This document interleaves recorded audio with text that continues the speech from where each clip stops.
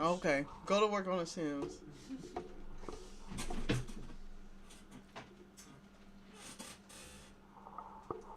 Alright, what's good, y'all? It's Butterfly Mac and we back. Yeah. Alright. No, bro, I did it right, bro. Hey, play too much. Anyways, alright. So, I was scrolling on TikTok. Listen, this is the backstory. I'm gonna give you a backstory before I say anything.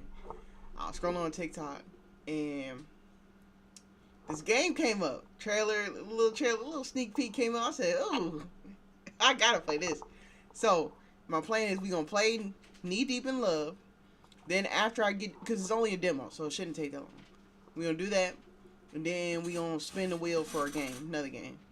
But you know what I'm saying? I wanted to, you know what I'm saying? And it came out yesterday, so I was like, oh yeah, we gotta check it out.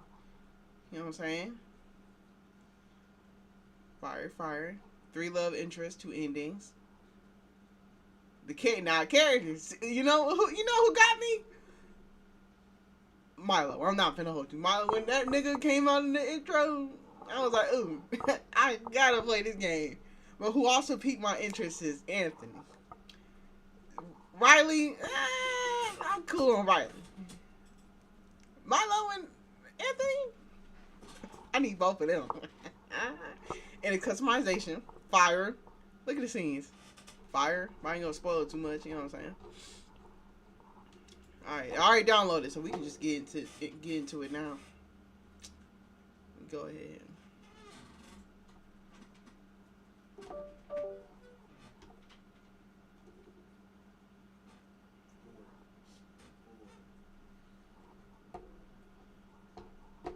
Shout out to Comfort Kuma Studios. Fire as shit, bro. Can't wait for the full game, bro.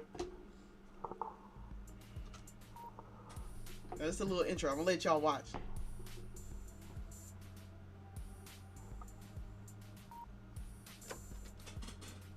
Who that?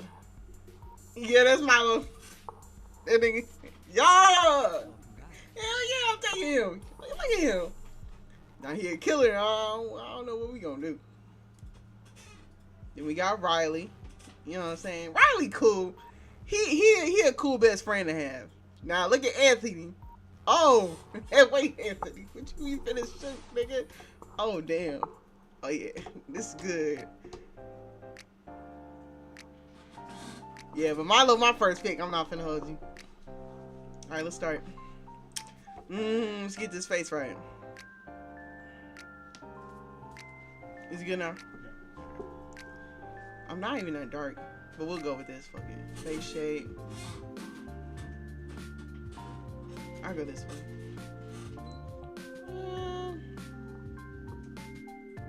Put a little blush on her, a little blush. Eyes. Let's go. I think I want to go like a light green, neon green. Hey, you got that? No, like neon green.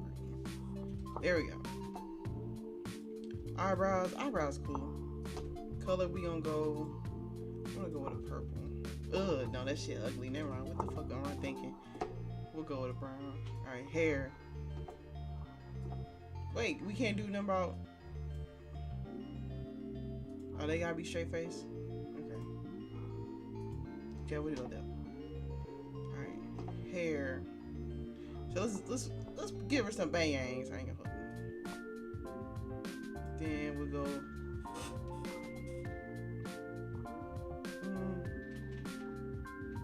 We gotta fix the bangs. I'm gonna go with a shortcut, but then we gotta fix the bangs.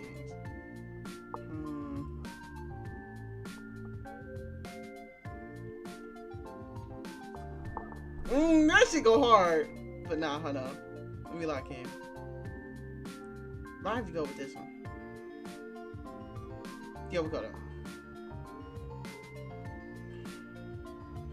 A little shortcut. I don't mind it. Color? Let's go with a purple, but like a. Let me see. Yeah, there we go. Perfect.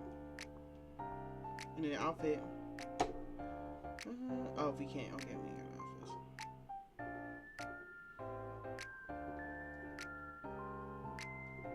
We got a name to blast. Be good. Alright. Huh?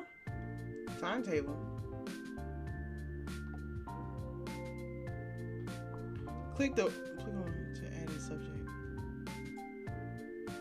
Okay, we picking classes. Psychology or history. Not gonna hold you.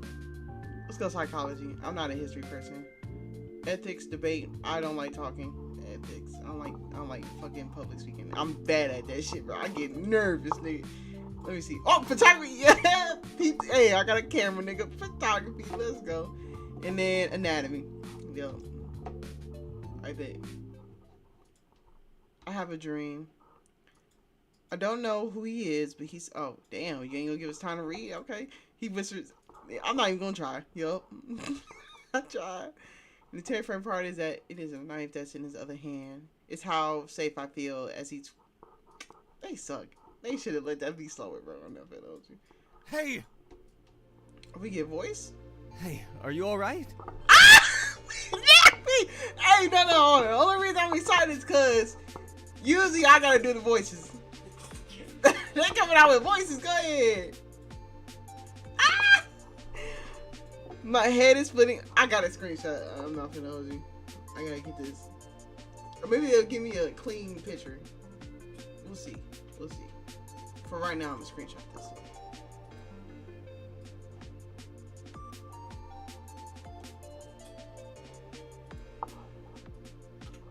Let me try it again. There we go.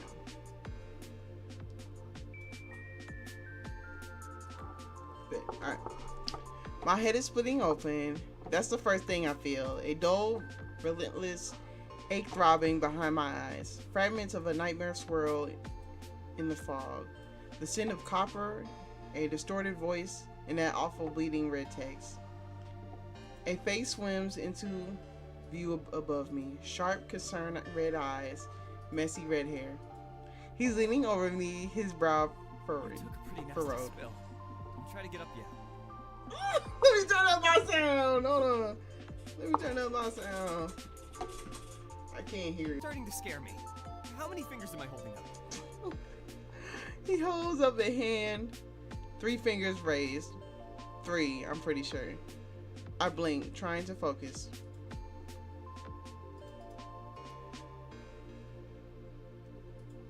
He laughs lightly, masking his worry. Wow. Okay. Still sassy after a head injury. Good sign. Good sign. I like his voice. Unless you're being serious. What's your name? I got you. My name is Mia-san. Hold on.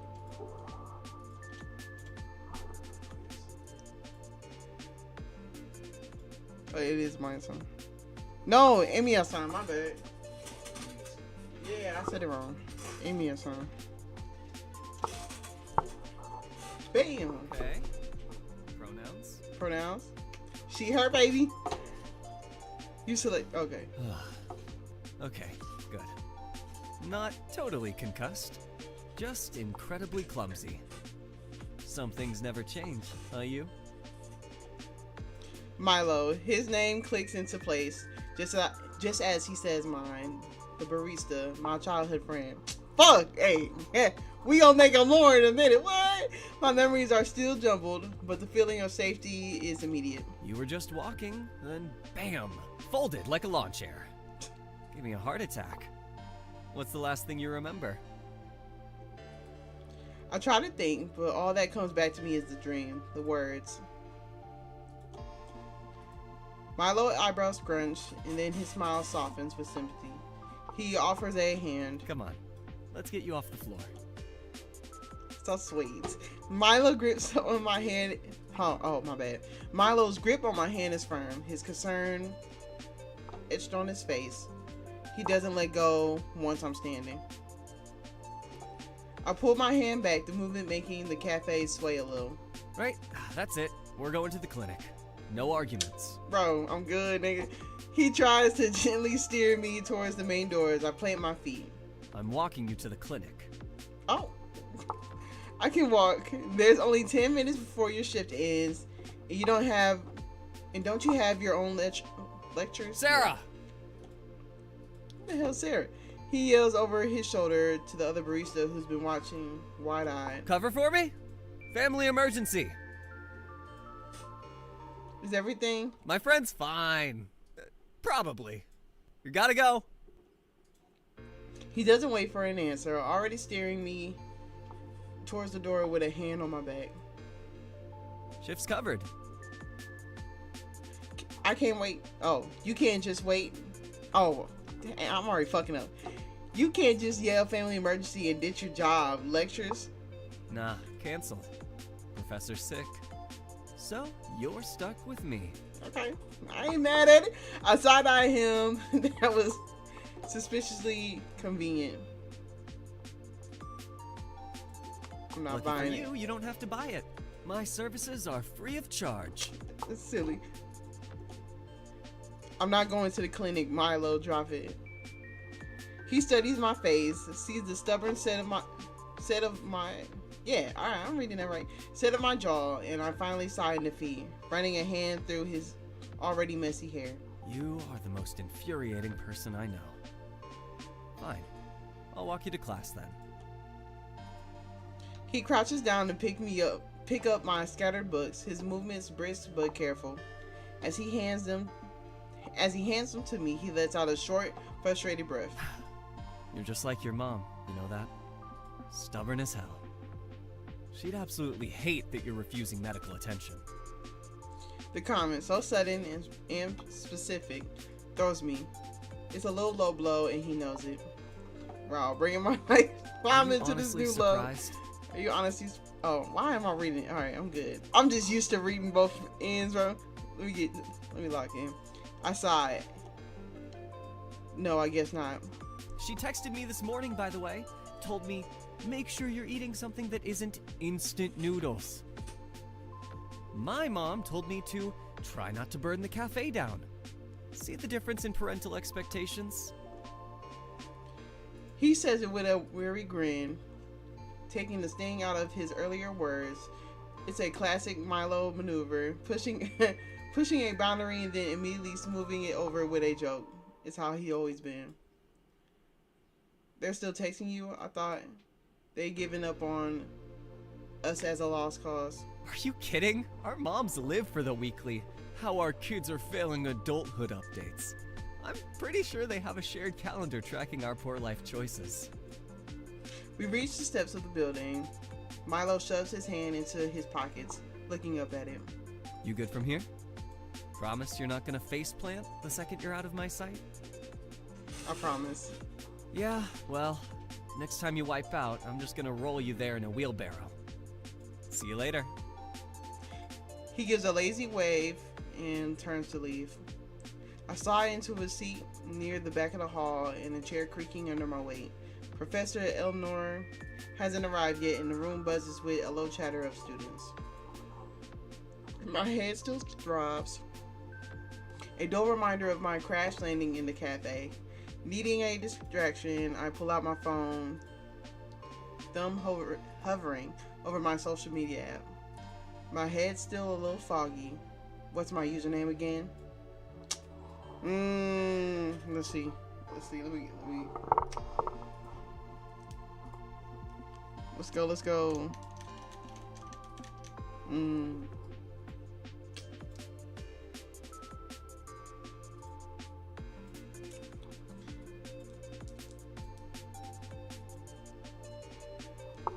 We gonna go. Yep, AJ Ice Cream. Fuck it. There can't be no aftercase. There we go.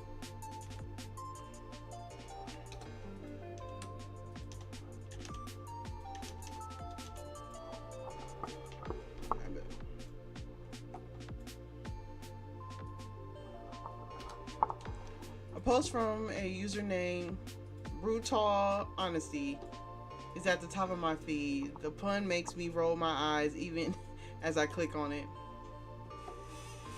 The comments were something else. Okay, he said, hypothetically, if someone you cared about was being, I don't know, recklessly self-destructive and refused to let you help, what would you do? Asking for a friend. Who? No one. Forget I asked. Dude, that's not a hypothetical. That's just Tuesday with you. It's not like that. Just worried. Sounds like you need to have a conversation. Sometimes I think the only way to keep her safe is to just lock her up. It's just lock her up. Obviously kidding mostly. Lock up. That's taking it a bit far, no? Then I notice something that makes me have to blink twice. I blink again, trying to focus. The man at the front isn't Professor Elnor. He's scribbling complex equations I haven't seen since high school. Astrophysics? A wave of embarrassment washes over me. Wrong building, wrong class, entirely wrong hemisphere of campus. Panic ignites in my chest. I have to get out. In my haste to stand, my bag strap catches onto the leg chair. I yank it, stumbling forward and sending a chorus of squeaks and shuffles through the quiet room. Dozens of eyes turn to stare. My face burns as I mumble, Sorry. I'm a mess of flustered energy, fumbling with my phone to pull up the campus map. I'm not looking where I'm going at all. I round a corner at a half jog, my eyes glued to the screen, and I collide head on with something solid yet surprisingly soft. Oof. A clatter of what sounds like a metal pencil case hitting the floor. A sketchbook goes flying, and its pages scatter across the hallway. Okay, he just cute. That's what it is. That's why he not a top choice, but he's still cute. We both laying in a heap. I sprawled half on top of him, my phone skittering away.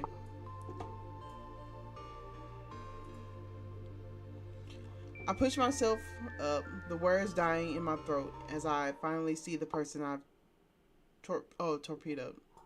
He's a boy with a cloud of messy, fluffy blonde hair and the widest, most startled eyes I've ever seen, magnified slightly by a pair of crooked round glasses.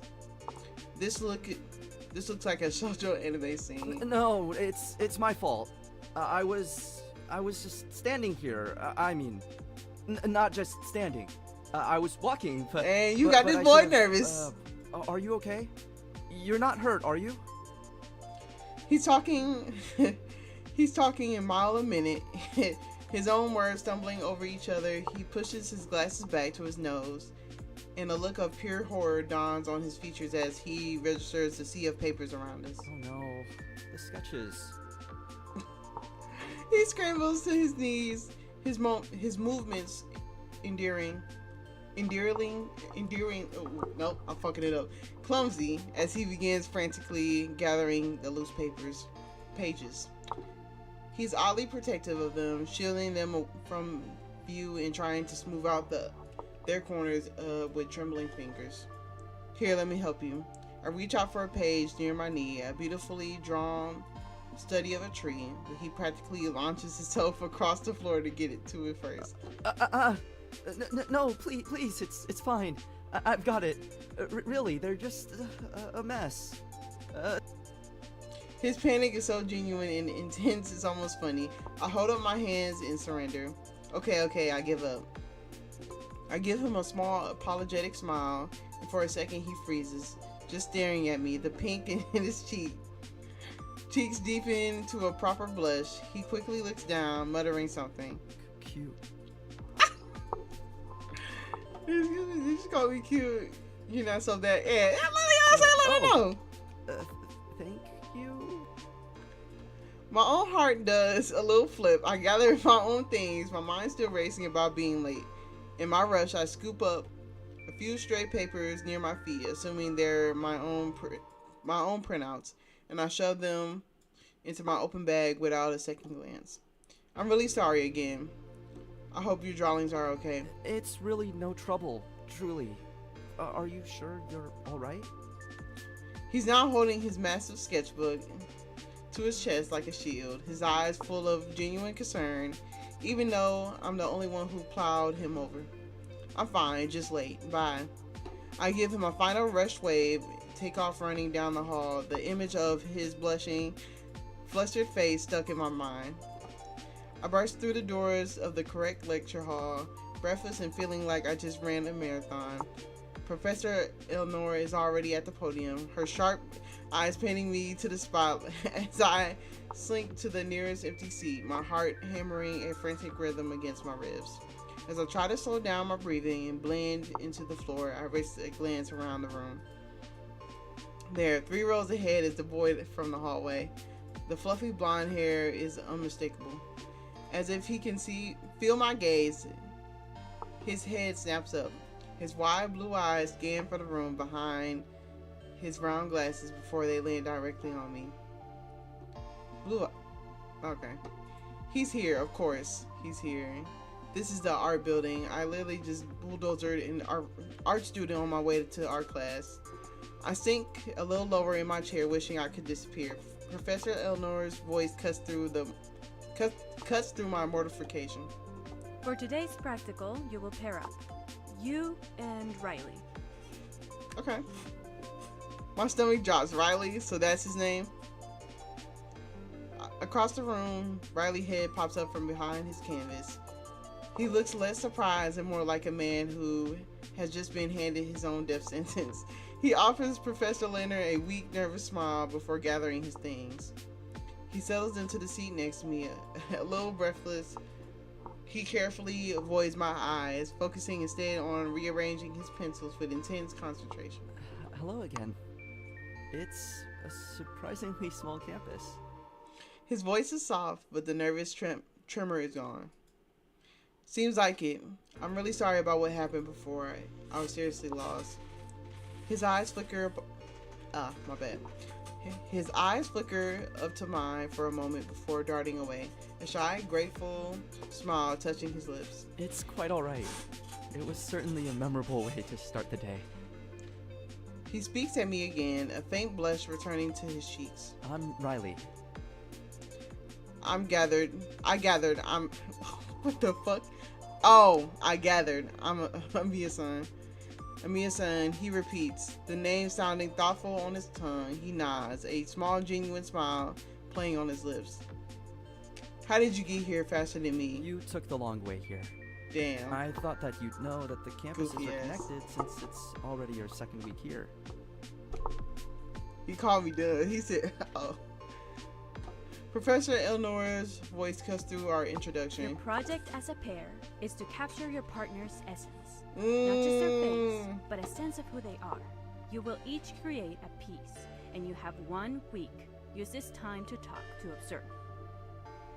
Professor explains the assignment in more detail as the class takes notes. We are to capture not just our partner's face, but who they are as a person, to try and capture what lies beneath the surface. Riley's eyes widen slightly at the assignment, a flicker of excitement crossing his face. So, how should we approach this? Would you prefer to draw first, or shall I? I'm flexible. We could take turns. Maybe we can meet up a few days after we've, actually introduced ourselves properly.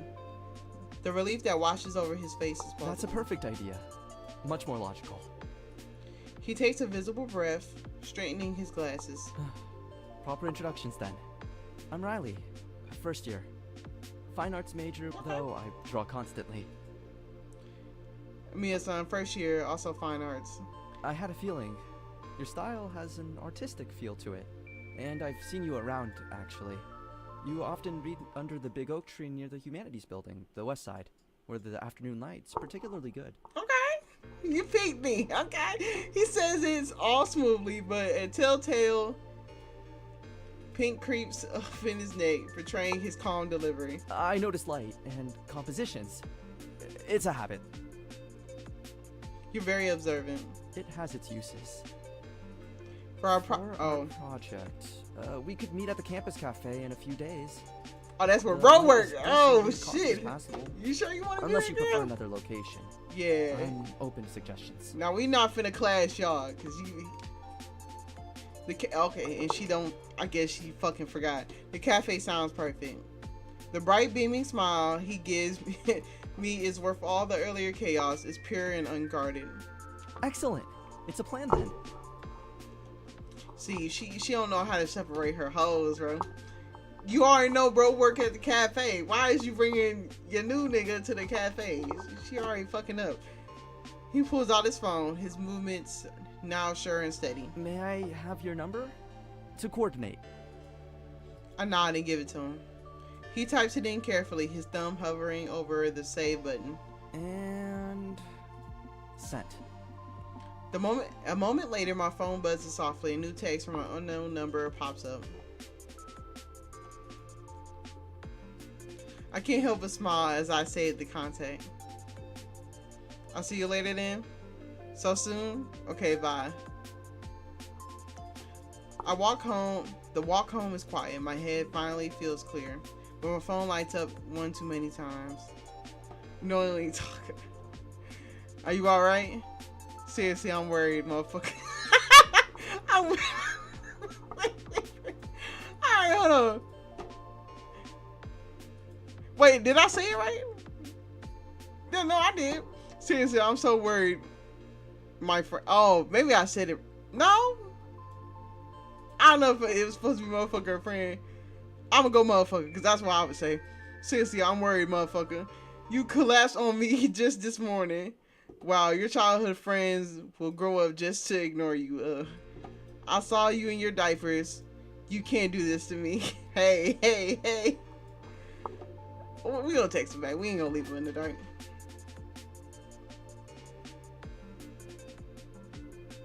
I'm already dead. It's too late.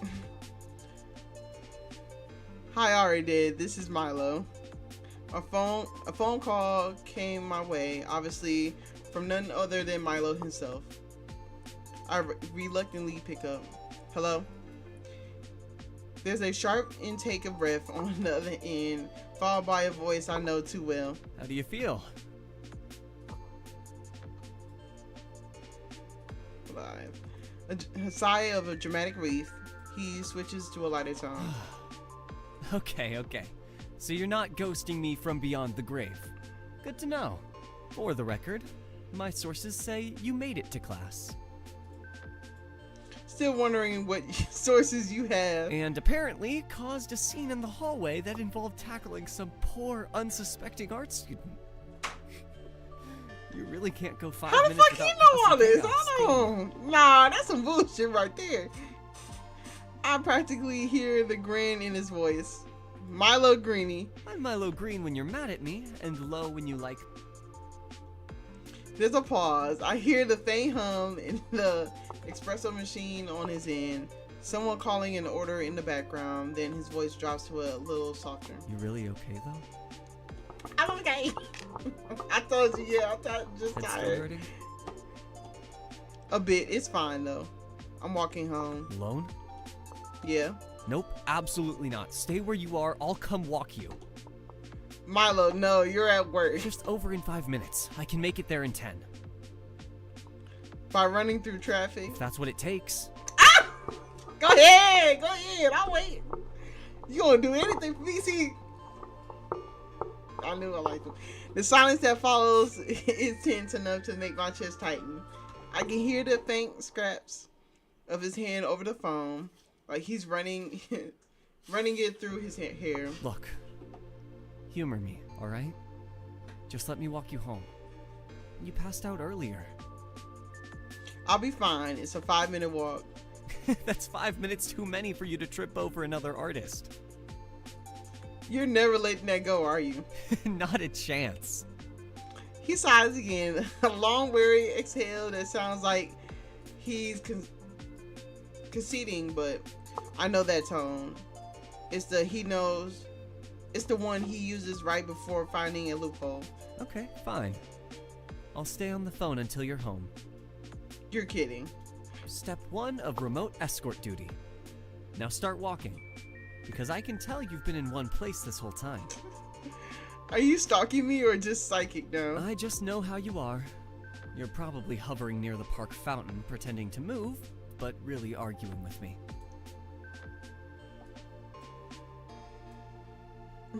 Told you. Now walk. I roll my eyes, but I start moving anyway. The phone pressed to my ear. The evening air feels cool against my skin as the street lamps flicker on one by one. Milo keeps up a steady stream of commentary, half teasing and half concern. You should really get that headache checked. Mm-hmm. Drink water, Doing it. lie if you want, but I'll know. I don't like it. I like it, but I don't like it. Like, how you know everything I'm doing, nigga? I ain't gonna hold you. Like, how you know about the classroom? What friends you got in there that I don't know of? You my childhood friend. We put that on the list. I ain't gonna hold you. We gonna keep that in mind. By the time I reach my apartment door, my head's pounding a little less. Okay, I'm home. Mission complete. See? Wasn't that so hard? I unlock the door, flick on the light, and I don't see a pair of shoes. My roommate's probably not here yet. I'm inside. Good. Lock the door, okay? Milo. Just do it. I roll my eyes again and turn the lock. There. Now I can stop worrying for like 5 minutes. You worry too much. Yeah. I know. Night, you. Text me if your head gets worse. Good night, Milo.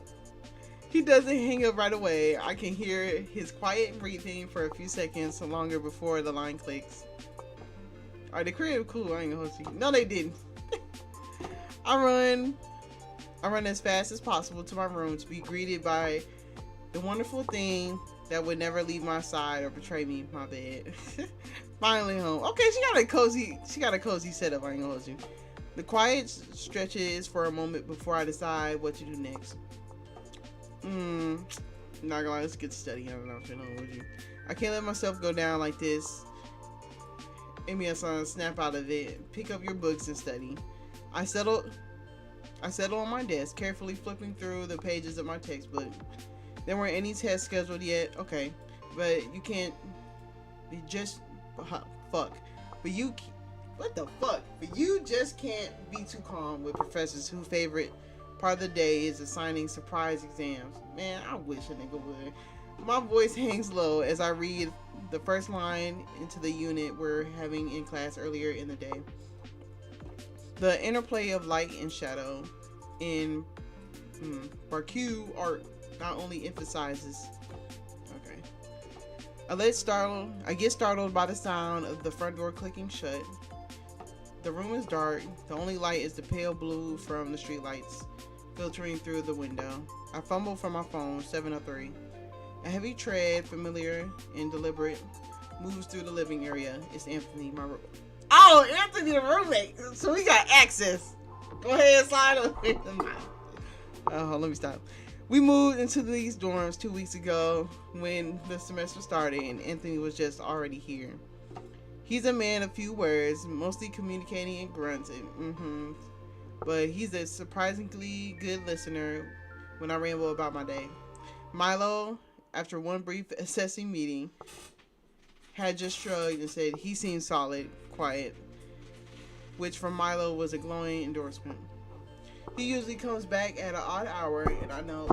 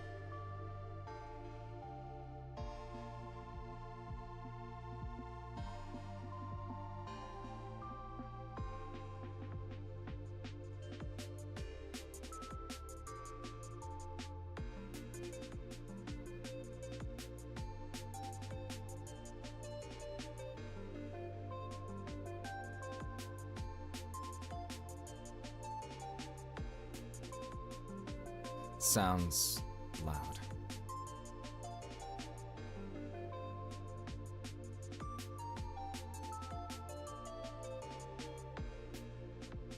Need help?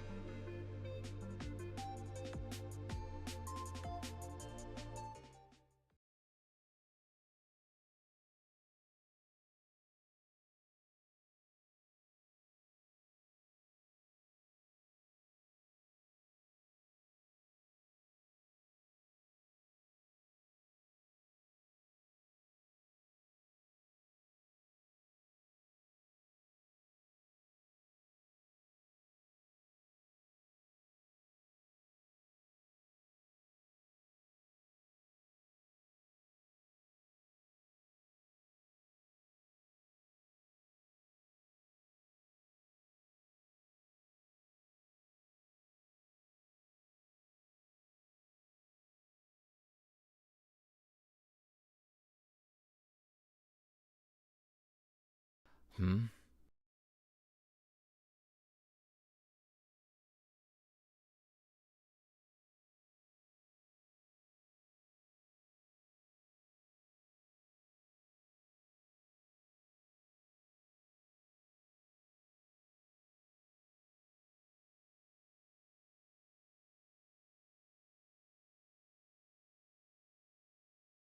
I'm fine. Occupational hazard. Don't worry about it. It's just work.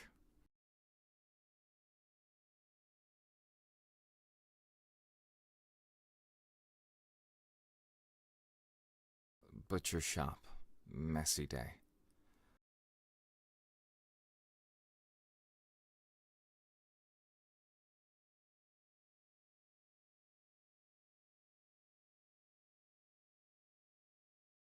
I'll handle mine. Don't want to ruin your stuff.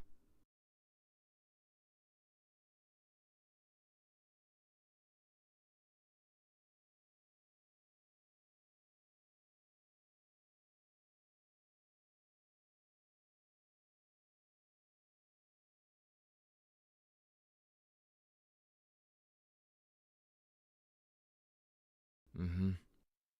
Always am.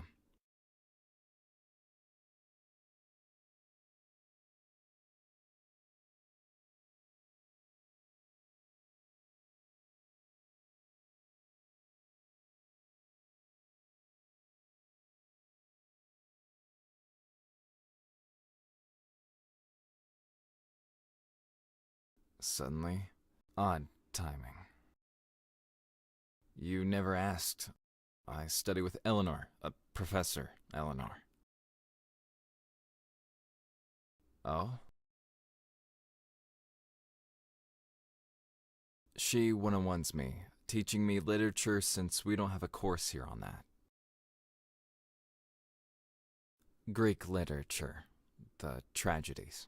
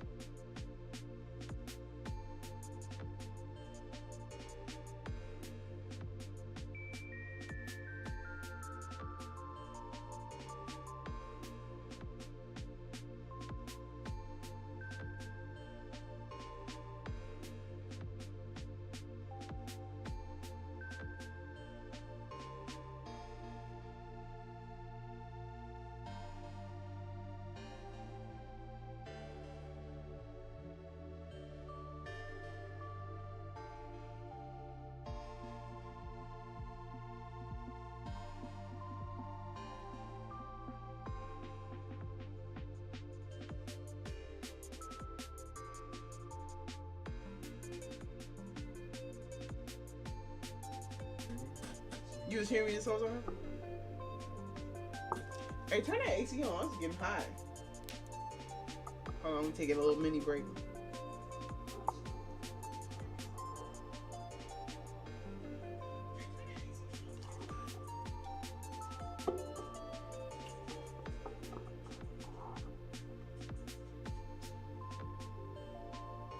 My shit was delayed.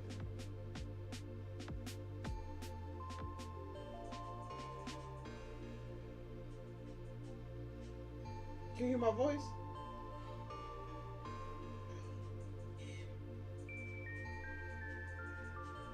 So when you screenshotted it, that's when it went mute. Ah.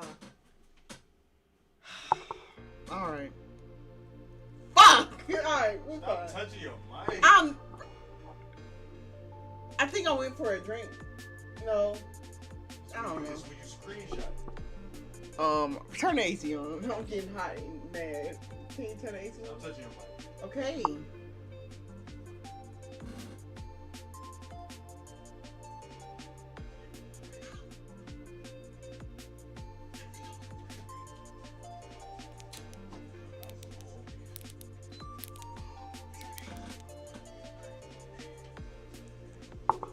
Alright. Damn. Alright. I thought yesterday was our first meeting. He must be taking portraits of people around campus, though I don't see anyone else but me. How?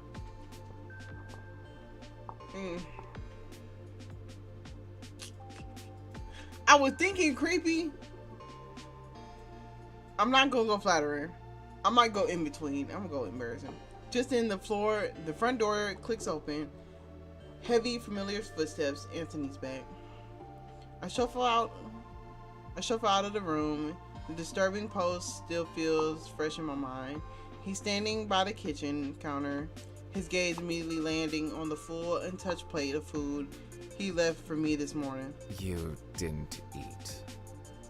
It's not a question. His voice is flat, but I can hear the edges of disapproval.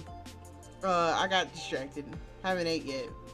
He glances at the clock for the microwave. 12:47 p.m. His eyes narrow slightly. It's almost 1. Your body needs fuel, not just whatever that is on your phone. He doesn't wait for an answer. He walks to the fridge, pulls out the ingredients, and starts moving around a small kitchen with a quiet practice of efficiency. Alright, I said it already. Alright. The silence stretches, filled only by the sizzle of butter in a pan and the chop of a knife.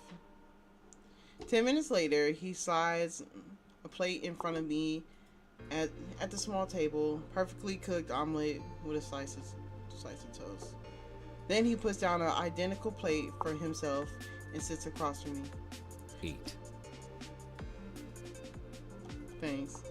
Anthony shrugs and tucks into his own meal without another word.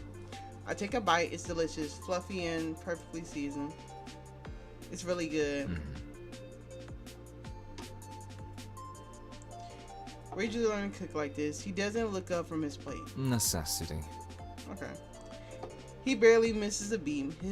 He motions to my plate, and then the food is still left on it. It's gonna get cold. Eat. We eat in silence for another minute. You're sick. Oh, you're staring. Sorry, just thinking. Don't hurt yourself. A beat of silence, then I see the faintest, almost impeccable twitch at the corner of his mouth. Was that a joke from him? Just as I'm about to take another bite, my phone vibrates on the table, an unknown number. I hesitate, then swipe to answer. Hello? The young man's voice, bright and slightly frantic, bursts into the speaker. Oh, I thought it was doing his voice. Hi, yeah, finally. Look, I've been waiting forever. Waiting for a week. Where is it? The tracking number is useless. I think you have the wrong number. No, this is the contact for Sparkle Maid Services, right? I ordered the deluxe package, black lace trim, and very specific instructions. Oh, hell no. Sparkle Maid? No, this is my personal number. You got the wrong person. I don't own a maid outfit, and I definitely don't sell them. There's a pause on the other end. Wait, seriously? My bad. The website was sketchy anyways. Sorry to bother you. In the background, Anthony, having finished his food, stands up and takes his plate to the sink. Want some tea? His low, rumbling voice is unmistakable even from a few feet. There's a sharp intake of breath on the other end of the line. No way. Was that Tony? Huh? My blood runs down cold. Tony. Nobody calls Anthony that. Who is this? Is this... Aw, hell. Oh, this must be somebody informant. Hold on. Is this Amia's son from Pebblestone? The one who face planted in the cafe and then tackled Riley? My jaw drops. How does he know all that? How do you? Small campus. And Tony's voice is pretty memorable. Look, this is too perfect. I'm Cal. We've got like 3 mutual friends. Tell Tony his favorite computer science major says hi. I look over to Anthony, who's now leaning against the counter, arms crossed, watching me in a deeply unamused expression. He's clearly heard his name. He says he's Cal. He's your favorite computer science major. Anthony's expression darkens. He lets out a short, weary sigh that speaks volumes. Hang up. I heard that. Rude. Don't hang up. This is way better. This is a way better connection than a maid outfit. We should totally hang out. I caught between confusion and laughter. This is the weirdest wrong number call I've ever had. Stick with me. It won't be the last. See you around. And tell Tony I expect the damn maid outfit. Aw, hell no. The line goes dead. I'm left staring at my phone. Then Anthony, who looks like he's just bit into a lemon. So Tony, huh? Don't ask. Anthony definitely ignores my insinuation, instead motioning in my direction. Hand me your plate. I'm left to tidy up all the plates while Anthony diligently washes them. Not a single complaint crossing over, even though he's cooked the dishes as well. He's cooked the dishes. Oh my god. Hold on. Just as I'm putting the last plate in the drying rack, my phone buzzes in my pocket, then buzzes again and again. By the way, this is Cal. Save your number, just so you know. Also, tell Tony the black lace is non-negotiable. So you and Tony roommates, huh? That's interesting. Very interesting. Anyways, you seem fun. We should definitely hang out. I know a lot of good spots on campus and all the gossip. Just saying. I can't help but laugh, shaking my head. Your friend Cal is persistent. Anthony doesn't even turn from the sink, but his shoulders tense slightly. He's not my friend. Damn, I retreat to my room for the rest of the afternoon, letting in the weird energy from the day settle. I scroll through my phone half-heartedly, attempt to read for my classes, eventually just end up watching videos. A few hours later, Anthony wordlessly leaves a container of leftover pasta and a fork outside my door. No note, just a quiet tap to let me know it's there. I eat at my desk. The food is simple but good. The text from Cal sits open on my screen, a bizarre cheerful punctuation marking the day that has started with such dark thoughts. As I turn off the lights, my phone lights up one last time. Ding, ding, ding. Really, it's the middle of the night. I groan and sink deeper into the pillow. My back protests with a dull ache, serves me right for skipping stretches all week. Mom would have had a field day if she saw me like this. The noise goes off again. What app even sounds like that? I haven't downloaded anything weird recently anyways. Wait, it's just an email. I squint at the bright red glow from the screen. Not again. No, I'm just going to ignore it. It's just an email this time anyways. I toss my phone into the bedside table and roll over. Ding, ding, ding. Oh, come on. I sit up, sticking in all the directions, glaring at the screen like it's personally insulting me. My inbox flashes with unread mail until one line catches my eye. The game has begun. Oh, fuck. Here we go. I blinked and read again. The words don't disappear. The email reads, Congratulations. You've been chosen to participate in a fun new game. We have many secret admirers. Lucky you. You have many secret admirers. Lucky you. And because you so graciously accepted the terms of service, now you will be bestowed with the power, aka a highly sophisticated affection tracker that was installed onto your smartphone the moment you open this email. You're welcome. Power, heart echo, function, the ability to sense who loves you so deeply they commit murder for your sake. Also includes a short profile of your target. You are the one I've been waiting for. If you have any questions, you may not call me. I'm mysterious like that. Yeah, sure, totally legit. I roll my eyes and scroll down. It looks ridiculous, yet one line echoes in my head. Wait, what? No, tell me it didn't just... I flipped the home screen and there it is. A deep red icon glowing like its own place, heart echo. I shouldn't open it. I really shouldn't. Curiosity wins, the app opens. Thanks for your participation. Below is a list of those who would commit...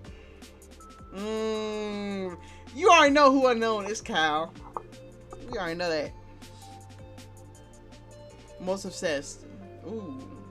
Too relatively insane. Relatively insane. We already know Milo was up there. Yeah, that makes sense. Yeah, that's a good lineup. Alright. They did it right. Milo? It's so Milo. He probably behind his prey. He has to be. Or maybe Riley. Or my mom. No, that's insane. I rub my temple. My brain spinning. You gotta be kidding me. Who even is unknown? Why is Anthony on the list in in the last of all people in Milo? Does that mean he actually... I flop back onto the bed, face buried in plushies, heartbeat loud in my ears. Whatever I did in the past, it must have been something serious. Finally, sleep finally wins, pulling me under before I can spiral into conspiracy territory. Pancakes. I mumble, slowly sitting up in my bed. What time is it? I reach my phone, blinking slowly as my eyes readjust to the sunlight seeping through my blinds. Hey you, wake up. You're late for class. I think. I made you pancakes. He's so sweet. He yells out from the kitchen. I sat myself awake and run over, witnessing Anthony while he sits down to eat. I sit across from him to have breakfast as well, just like we've done for quite a while. I take in the view of pancakes that stand right in front of me, the maple syrup making the pancakes shine as they were from a commercial. My hand leaps to dig into the food. Fuck, I'm starting to drool. I need to act fast. My fork stabs the soft golden brown pile, taking a huge chunk out of it. I chew slowly, making sure to savor every last piece of it. I look back up at Anthony, who patiently nibbles on his food. So good. Last night, memories suddenly flood into my brain. I have to confirm whatever happened last night was indeed true. So I'm determined to do anything necessary to prove it. Hey Anthony, let's say I hypothetically get hurt. What would you do? Anthony pauses mid-bite, his fork hovering in the air as his dark eyes shoot up to meet my unnerving gaze. His expression is almost unreadable for a couple of seconds. To my own surprise, he just smiles. The corner of his mouth twitches at my words. Is he enjoying this? It depends. What are you talking Yeah, about? why he smiling? Let me Why he think. smiling like that? Physical, emotional. Hold on. No, why he smiling like that?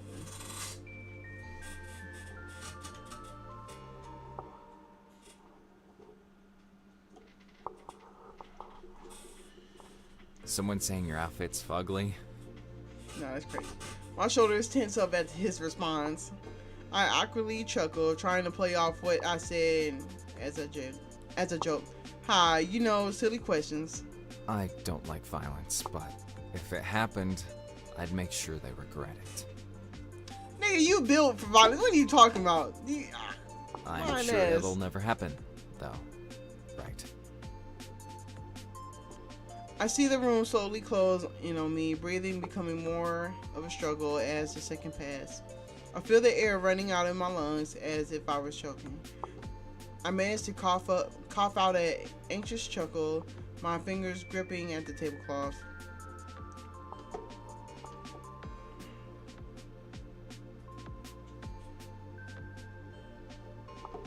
Anthony's eyes narrow, his eyes roam over to me.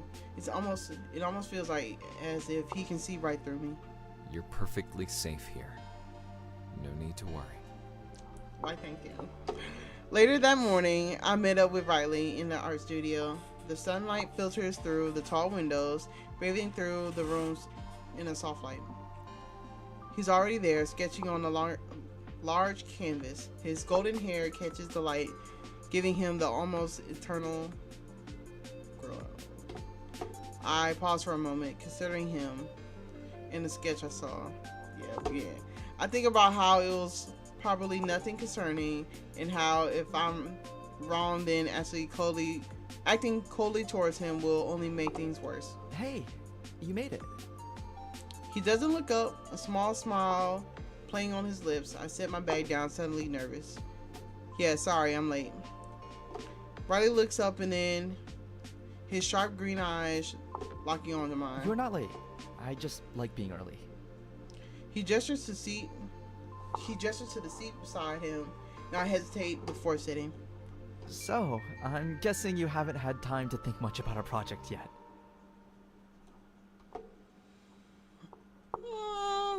We'll be cool.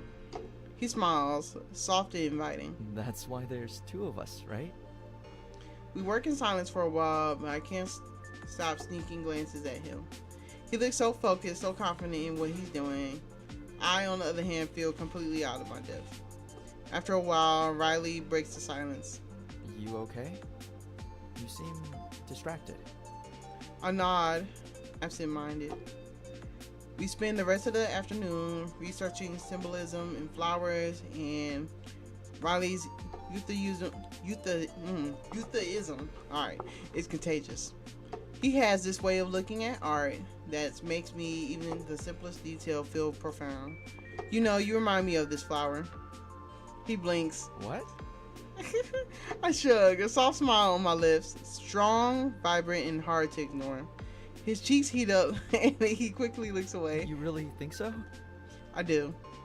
My voice, hey, she flirting with him, I ain't gonna hold you. My voice is quiet but certain. When the session finally ends, Riley reaches into his bag, and pulls out a small notebook. Here, take this. It's got some notes and sketches I made for our project. Maybe it'll help if you get stuck? I'm about to turn and leave when a voice cuts through the hallway. Well, look who it is, the man, the myth, and the maestro. Ah! Hey, I'm not gonna, you know what? I like him. I ain't know. Hold on. He kind of fine. Hold on. The guy with a sharp, knowing smirk leans against the wall opposite of the door. Cal, what are you doing here? Oh, he don't get a voice? Alright. What? I can't visit my favorite artist? Anthony hates me too much to hang out, and Milo's been hovering over Amiya-san here like a particularly anxious hawk. Figured I'll ambush the one friend I have left. His eyes, full of playful curiosity, land squarely on me. It's his eyes, I ain't gonna hug you. And you must be Amiya-san, Riley's new project partner. He says the last two words with a teasing lilt. Okay. That makes Riley blush. Don't look so startled. Your reputation precedes you. I'm Cal. We sort of met over the phone. The wrong number call, the maid outfit, it all clicks into place. Right, the deluxe package. See, you remember. Anyways, I won't keep you. I just wanted to finally put a face to the name. See you around. With a final wink, he pushes off the wall and saunters down the hall, leaving a lightly flustered silence in his wake. Sorry about him. He's, a lot. Yeah, interesting. That's the nicest way I could put it. The day passes in a blur. My class is offering little distraction from the chaos spinning in my head. By the time class is in, I'm exhausted but still restless. Milo buzzes with a call. What the fuck? Oh, my phone buzzes with a call from Milo. I pick up. Park again? You seem off lately. Sure, usual spot.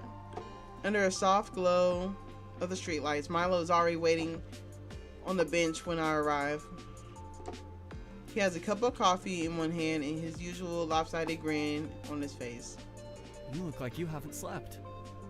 His tone is teasing, but his eyes are full of concern. Thanks, just what I needed to hear. He chuckles, but the humor quickly fades. Seriously, you. What's going on? You've been distant. I glance at him, my heart sinking. Milo has always been able to read me too well. And now, with the result expressed in my mind, I feel like I'm a walking tightrope. How am I supposed to act normal when he's literally ranked at the top of the list of people who are willing to kill for me? Hey, that's your road dog, though. You know what I'm saying?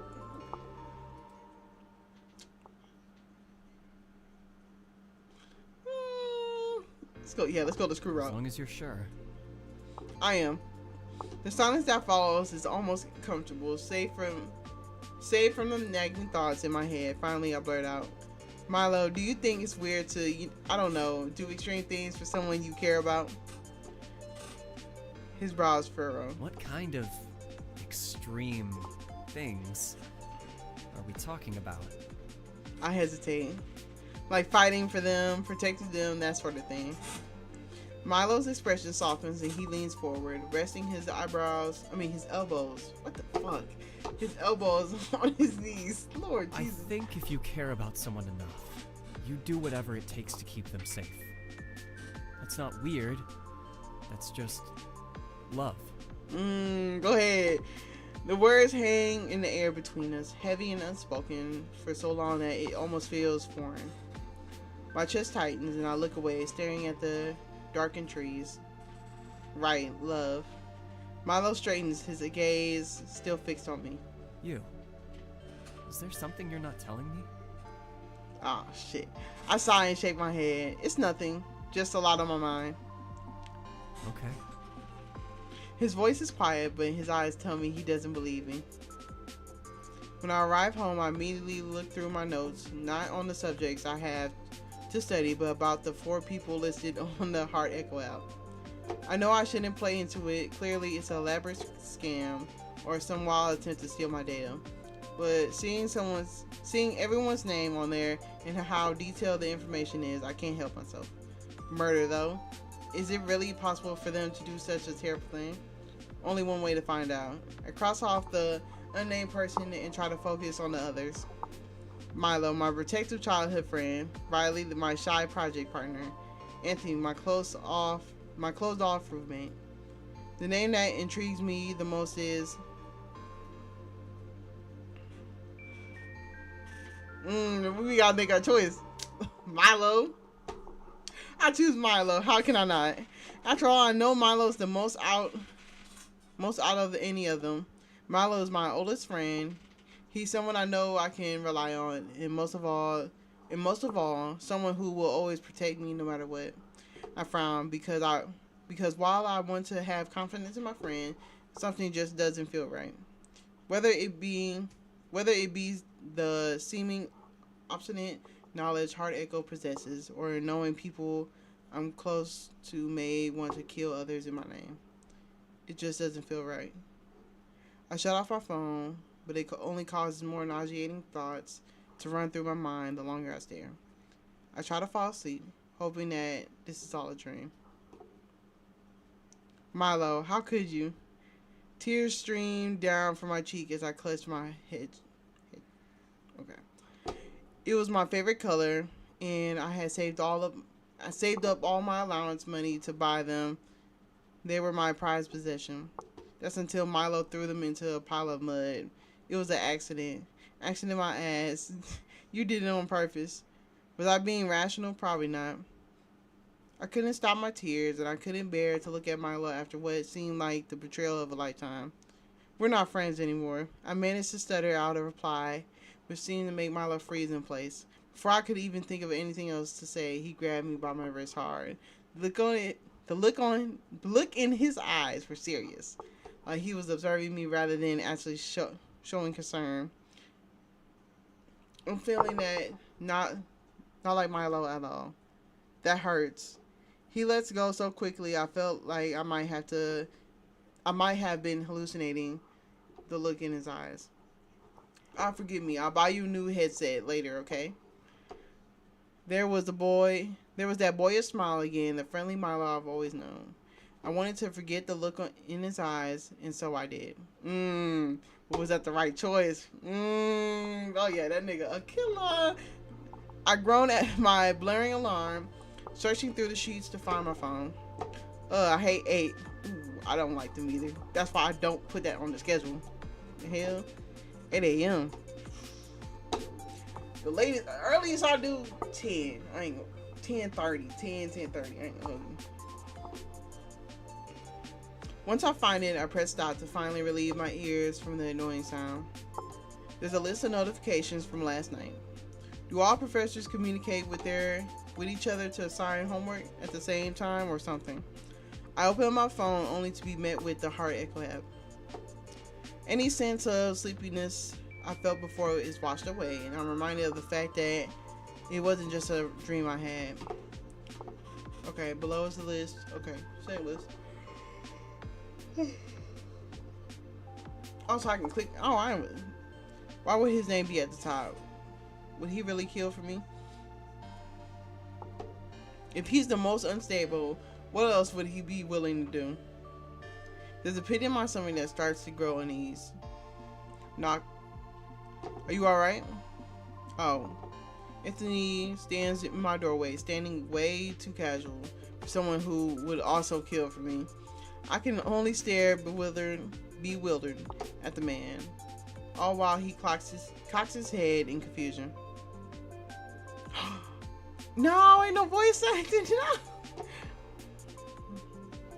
I fidget with my bed sheets, hoping this interaction ends sooner rather than later. Anthony frowns. Is there something going on? Let me know. It's just some issues with my homework. Stupid anatomy. I hope it's a good enough lie to cover up my anxieties, though I have been struggling with the class recently. Anthony's eyes light up at the subject mentioned. I can help you. Really? Why did I say that? Was I that desperate for a good grade? I'd buddy up with a potential psycho. I mean, well, he at the bottom of the list, so he fine. I have a special interest in anatomy. Yeah, okay. He gives me a thumbs up, and it contrasts to his usual straight-faced expression. Actually, I think I just need to study this afternoon. Let me know if you need any help. My roommate gives one more knock on the doorframe before leaving, closing my room off once again. The interaction reminds me of when I first moved in with him, his casual kindness despite his demeanor.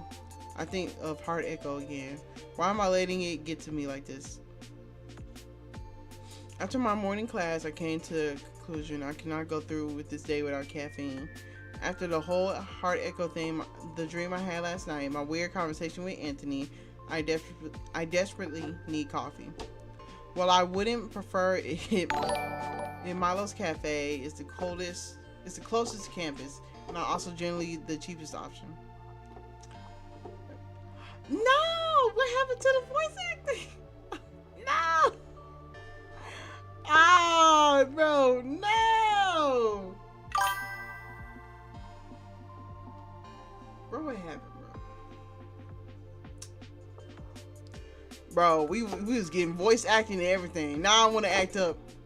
I'm crying, bro. Alright, bro. Let me see, bro. Let me assign. Sleep any better today, or were you gonna get a nap? Were you gonna get a nap on our floor again? The image of Milo happily greeting me without a hint of malice in his eyes makes me shiver. Could I sound any more fake? I'm sure Milo can see me sweat. My lie obvious to anyone in the room. Milo only smiles like he always does. Are you alright? I'm glad you got at least some rest. Good. I don't think I could mop the floor with you on it.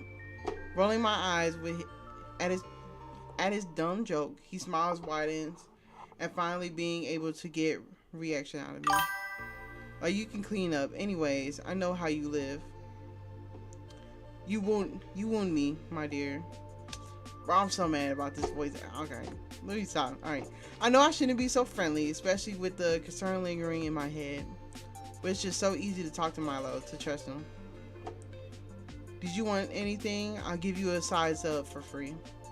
What's the most expensive thing you have?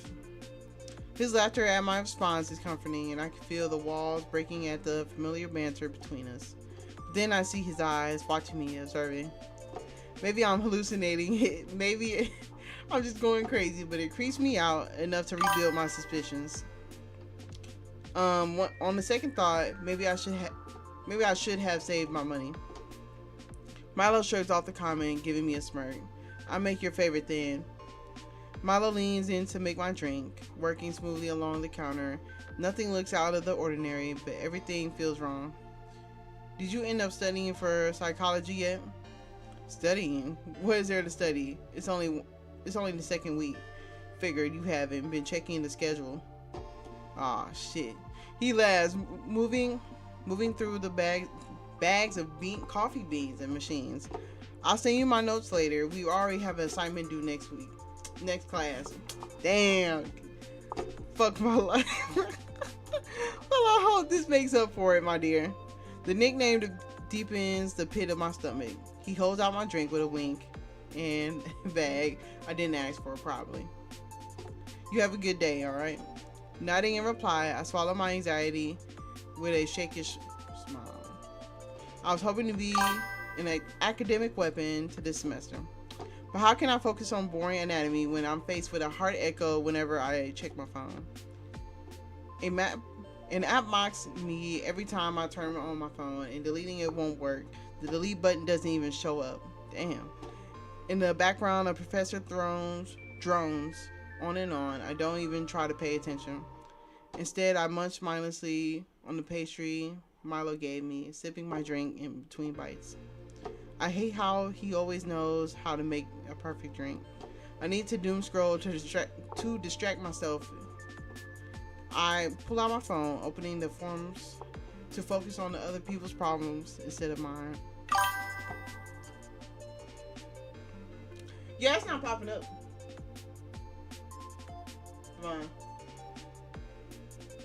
Vaughn.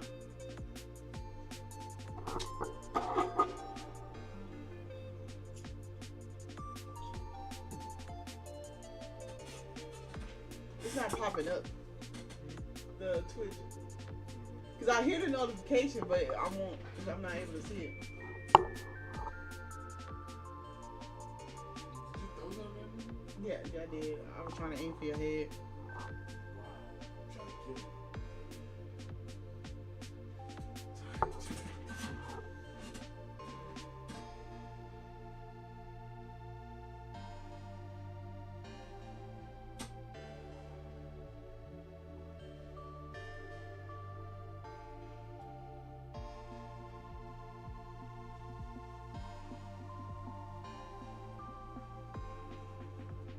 What are you trying to do?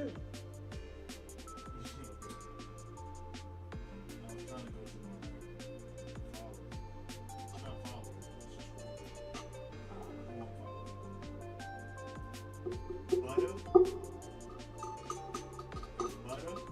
Yeah, but B-U-T-T-A. Okay. Come on, man. Yeah, Mac.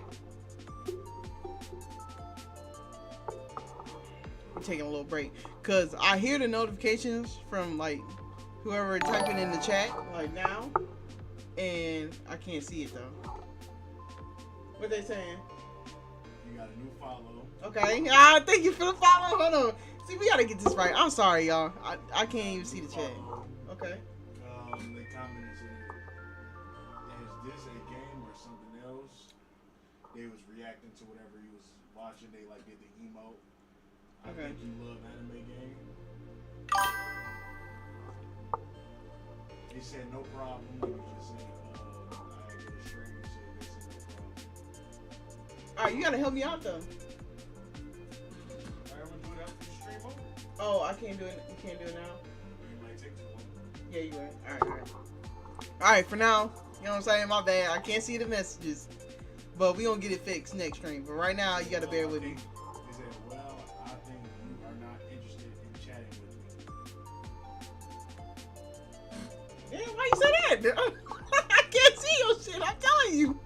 All right, Just say next stream you gonna have it. I just said that. Say it again. Say it directly to them. Say thank you for being a part of the stream. Next stream I'm better to see your chat. Next stream I'll see your chat. I'm grateful that, you know what I'm saying, you followed and everything, you know what I'm saying, chat with me. But I can't do it right now. I'm not finna hold you. It's not because it's popping up. It's popping up. Because it's not popping up on my screen, but it's popping up. No, it's popping up, but nigga, that's why you need two monitors. For real? I'm looking at it. It's on the screen. It's just you're playing the game. So Oh. Damn. So you saying I should get if you're on the screen. I want to do it like a tablet one where you can put it right there. Yeah. I want one of those. Nah, but yeah, it's almost popping up. But you shouldn't need two screens. Okay. Or your laptop. It's dead and I can't find my charger. Oh, Yeah, so I would use that, but I can't find my charger. Alright. Sorry, y'all. I'll work on it later. Alright. Back into it. well, I'm here for making friends online to play the game. Oh, for real? Do you play these type of games? Like romantic novels? The visual novels? Because we can most definitely set something up where we meet. You know what I'm saying? Ask them, do they got this? They said, well, wait, well, I am sharing my Discord with you, and you can add me,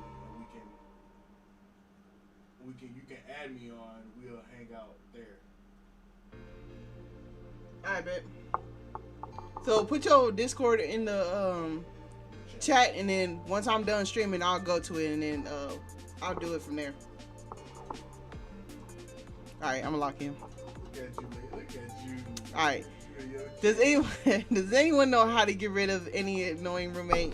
Unethical tips only. Kill bro. Oh hell no.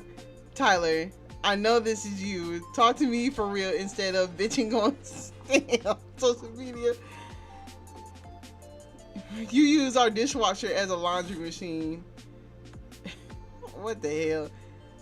Are we due for a snowstorm, heat wave, anything to cancel classes?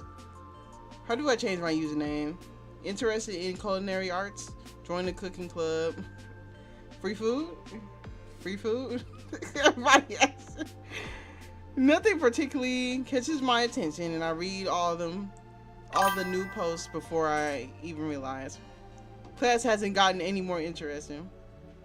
The more I try to focus, the more my mind ends up wandering to a stupid ass app on the phone, and stupid Anthony and stupid Milo, and my phone dings before I can even stew longer in my own self-pity. This is Riley. Oh, I said that. Right. Hey, Mia-san, did you want to meet up during our free period? We should get to know each other before we start working on the project. Stupid Riley. The text pulls me back into sanity. Am I just being irrational? If this is just some prank from a hacker I got on the phone with, then I'll just end up ruining all my relationships for no reason. I should at least try to keep in contact with them in case it does turn out to be fake. I turn to my anatomy professor, reminded of how Anthony offered to help me study. It's not like I'm learning anything sitting in class. My phone buzzes again, another text from Riley. Damn! Alright. Who you trying to spend time with? I'm not finna hold you. I already told you who I like. Milo and Anthony. So, sorry, Riley. I ain't gonna hold you. I really should at least try to learn what this class is about. Hey, are you still able to help me study later? He replies almost immediately. I'll wait for you at home.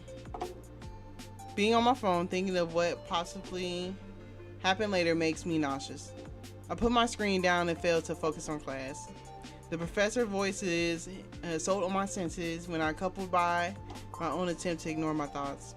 Two clash together and I create an overwhelming ring in my head. Class ends, though I truly wish it didn't. Just like he said he'd be. Anthony's waiting in our apartment to get back. When I get back, he has 2 bowls of instant ramen in front of him, steaming hot. Hey, I made lunch. I swallow my nervousness and lead him to my room, getting out my textbooks and laying them on the bed. He sets out our lunch down by my desk, taking one and sitting on my chair. Anthony picks out a book with an interested lift on his eyebrows. Do you know a lot about this stuff? I'm sitting on my bed. I awkwardly shift as I look at him. You could say that. His straight-laced face and his tone make me wonder if studying was really a good idea, though I guess I've been questioning my decisions a lot lately. I take the other bowl of ramen so I have at least something else to focus on.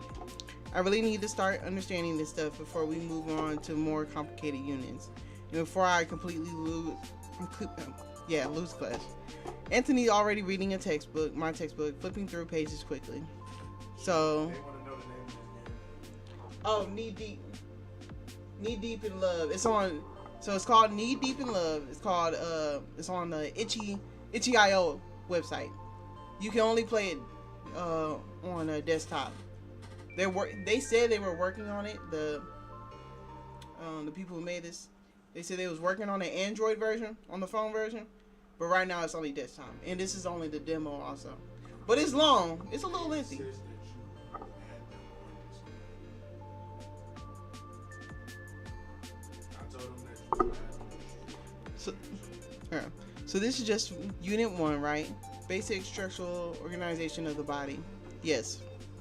And you're having trouble with all of it? I know it doesn't mean any harm, but his question makes me feel stupid. Yes, I've never been good at all this sciencey stuff, so it's hard to understand. I'm an art major, for goodness sake. My roommate smiles a bit at my explanation. You're studying art. Do you draw people or environments more? What does this have to do with anatomy? I say environments. Okay, I didn't know studying anatomy meant you'd be critiquing my art. What I mean to say is understanding anatomy will connect and improve with your art. Anatomy is all about how the human body connects and moves. He shows me an image from my textbook, the outline of the human muscular system. See, if you hold down somebody, they're trying to struggle, their muscles move accordingly. Pretty violent example. Do you want my help or not? Right, continue. Anyways, you can just focus on the way they swing or kick. The inner anatomy influences how limbs look and stuff. His finger points at a different feature of the human body. You probably already know these parts by their casual names like pecs, traps, and biceps. Well, I never thought about it that way. It's easier to study things when they relate to something you already know. Thanks, Anthony. I think this unit will be easier to understand now. I should probably do the homework before I forget about this. His eyes soften from their tired expression. You're welcome. Do you want me to stay for a bit so you can work on your assignment? Before I can reply, intending to ask him to stay, he gets a notification from his phone. Forgive me. Heading out? Just got called for a shift at work. He stands up from the desk, grabbing our 2 empty ramen bowls. Thank you for your help and for lunch. Anthony looks out a rare smile at my gratitude. Feel free to text me if you need any help. He leaves the room, knocking once on the doorway as a final goodbye. I hear him shuffle about the apartment for a few moments before the front door slams shut. The clicking of the keyboard replaces the anxiety in my head. I lose myself in the assignment, relieved at finally having something to distract me. Once I finish, I check my clock, still hours until it's a reasonable time to go to bed. Truthfully, I thought that it would take longer. I should take a walk. If I stay home for the rest of the day, I'll overthink myself to death or something. On my walk home, I scroll through my phone. Through various short form videos, a notification catches my attention. A notification from Heart Echo. Ah, shit. Anthony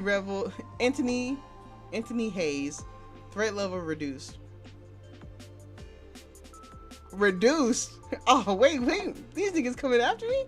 Riley Sinclair. Threat level reduced. Milo Greeny. Threat level increased. What? Surely this has to be a joke. As soon as I hung out with Anthony, once I finally start to feel better about this whole Echo Heart thing, it pops out to taunt me yet again. Milo's threat level remains the highest, although on the brighter side, if there is one, the mystery person shows up, no sign of changing. Okay. I close Heart Echo, trying to shift my mind away from the app and tell myself it means nothing. That it's just some virus that I have to deal with until I can afford to get a new phone or something. In my search for a distraction, a new forum catches my eye. A new post from the Brutal Honesty account is at the top. Bird watching today, saw a pretty one flocking with the wrong kind. Might need to clip some wings soon. Hypothetical, of course. Yeah, he gotta go. That nigga gotta go right there. Reading it makes me feel uneasy. Thinking about what it could possibly mean makes me sick. After what it feels like forever, I finally make it to my dorm. Anthony sits on our couch, legs folded, as he reads a thick book. At the sound of my entrance, he looks up, eyebrows raising as a sign of acknowledgement. There's still a soaking splotch of something, probably unmentionable, on the cuff of his pants that I know is going to get stains on our carpet. You should change. Another raise of his eyebrow. I point at the floor. He finally notices the issue.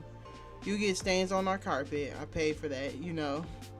He lets out a small chuckle, ignoring the fact that I didn't spend any money on decor. We'd be living in a concrete box.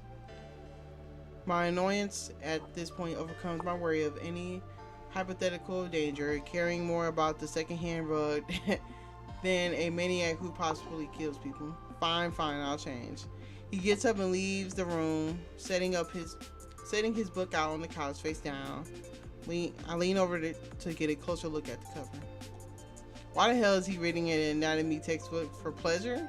Then it hits me. It's my anatomy textbook. He offered to help me study earlier. I didn't realize that it wasn't a one-time offer. I also don't realize my own exhaustion until now, that is. And I let out, and I met with the couch. I barely gotten to use it since the start of the semester. I allow myself the privilege of sitting down. Anthony's re-entrance is so silent that I almost jump out of my skin. We don't talk, which is normal for us. But because of my newfound paranoia, it feels different. Even if it's true, he did say his threat level decreased. Does that mean he's okay? Or is it more like he's lesser of the three evils? You're staring. I just got tired. Long day, you know. He only lets out a small hum in reply. My phone buzzes and I check it. Only see a text from Milo. Saw you spending time with Anthony today. You guys seem close. How you know? I was in my room, nigga.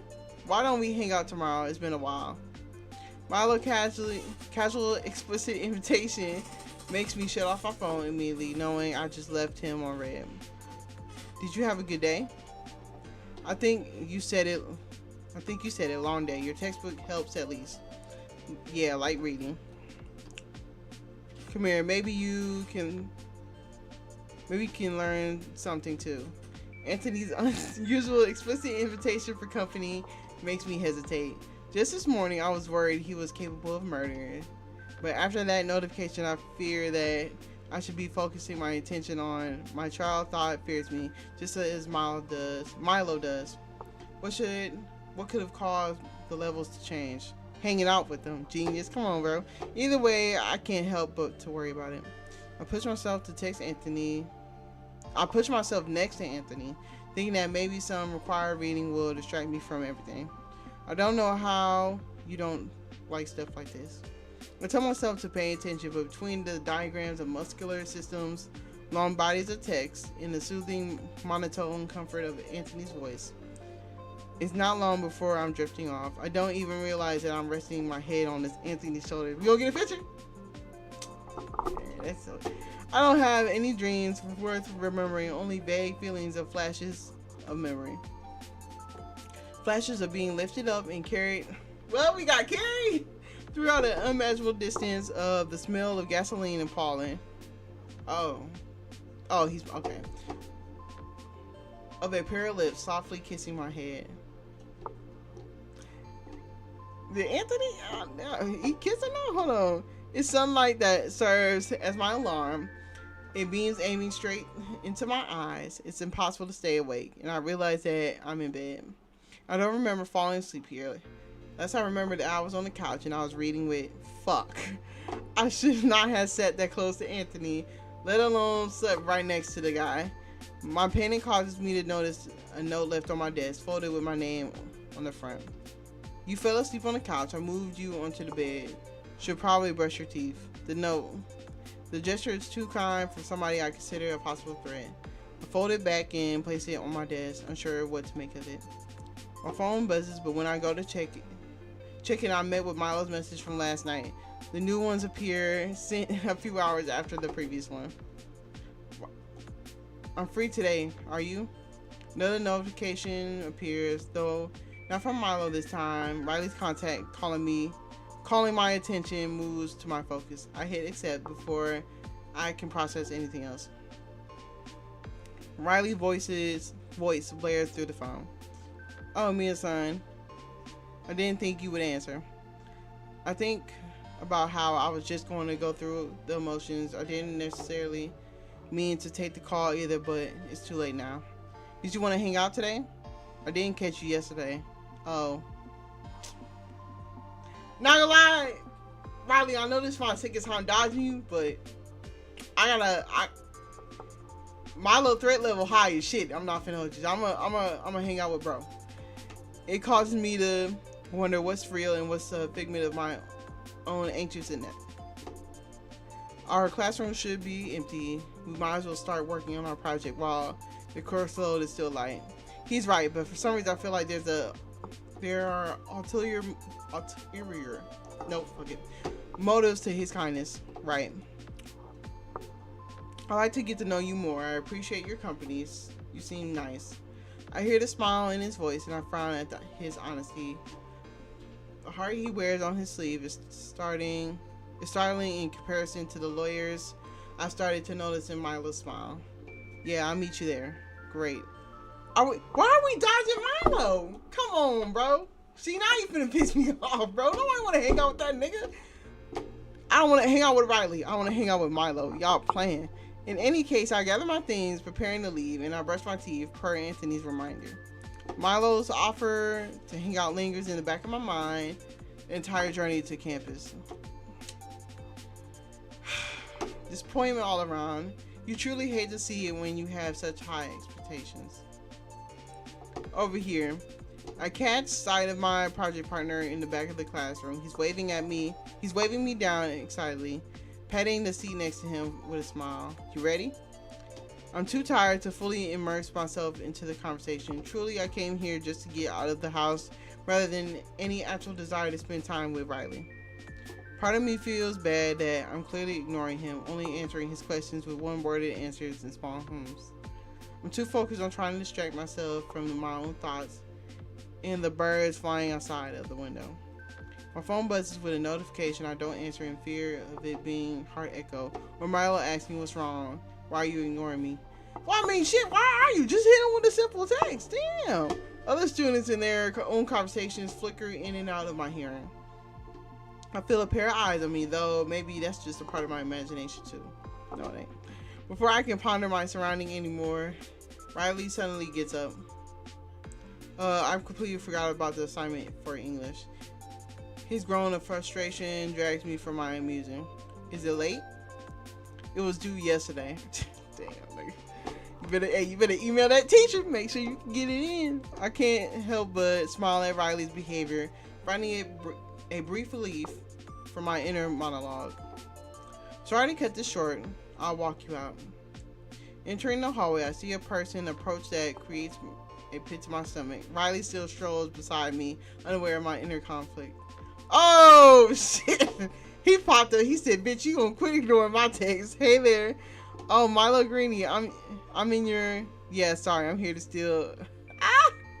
I'm here to steal me and Sam from you. Why don't you go finish that assignment? Damn, why you got a home like... You ain't have... Milo, you ain't have to do him like that. Riley doesn't even seem to notice the starkness in his quick... nor the fact that Milo knows about his late assignment. Instead, Riley only smiles, starstruck at being recognized. Wow, thanks. I'll see you both soon. So he ain't gonna check. I would have checked his ass, me personally. Ain't no way you just said that to me, nigga. I can't believe I'm actually upset at Riley leaving. Milo reaches for me and I flinch. His grip catches my hand midway to Riley has already rushed off. Feels like forever since I've seen you, my dear. It does it?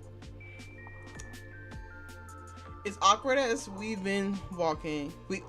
It's awkward as we begin walking. An unfamiliar silence settles between us, and I wonder why Milo isn't making conversation like he normally does. He finna beat your ass for not saying that. I look up and see his eyes wandering around, detached from the world around him. He normally so cheerful. It's unusual to see him in this way, and even through all the fear and silence, I can't help but to worry. After all, it's Milo. I can trust him. Are you okay? His eyes shine with a certain satisfaction to them, shifting to me with a smirk, disguised as a casual grin. Knowing Milo as long as I have, I can tell the difference between his real smile and anything different. Of course, why wouldn't I be? You're just different, I guess. Well, you're the one flaking me off these days. What? No, I haven't. I totally have. Heart echo aside, I've been so caught up with the stress of the semester starting to even think about anything other than studying. Part of me feels bad until I look at him once again. His stare is half-lidded and cold. Ooh, it breaks me out of my thoughts instantly. Milo? Yes, dear? Oh, my bad. He closes his eyes to smile, almost as if he's brushing away my surprise. Stop calling me that. It's totally cheesy.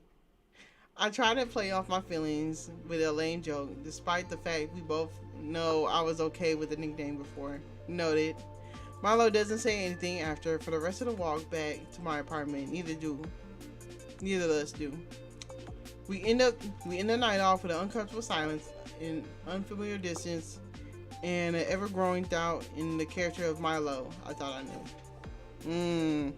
It's dark out. Yet Anthony still isn't here. Normally it wouldn't be such a big deal, but all these items in the common space that were supposedly his are gone. It's empty. Why? The note he left for me this morning is ripped up. Huh?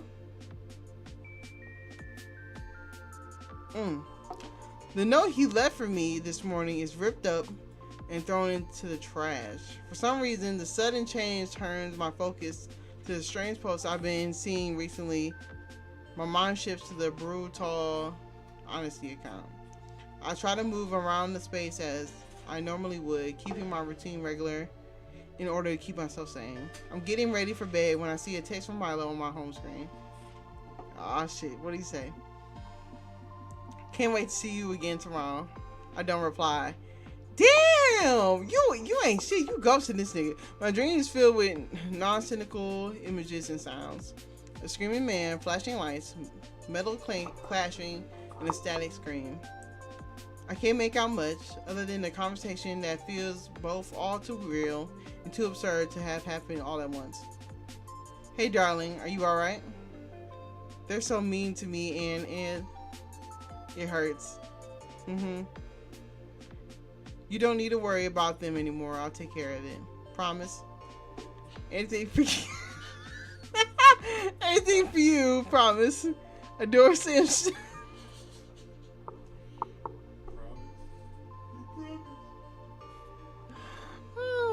My bad. Alright.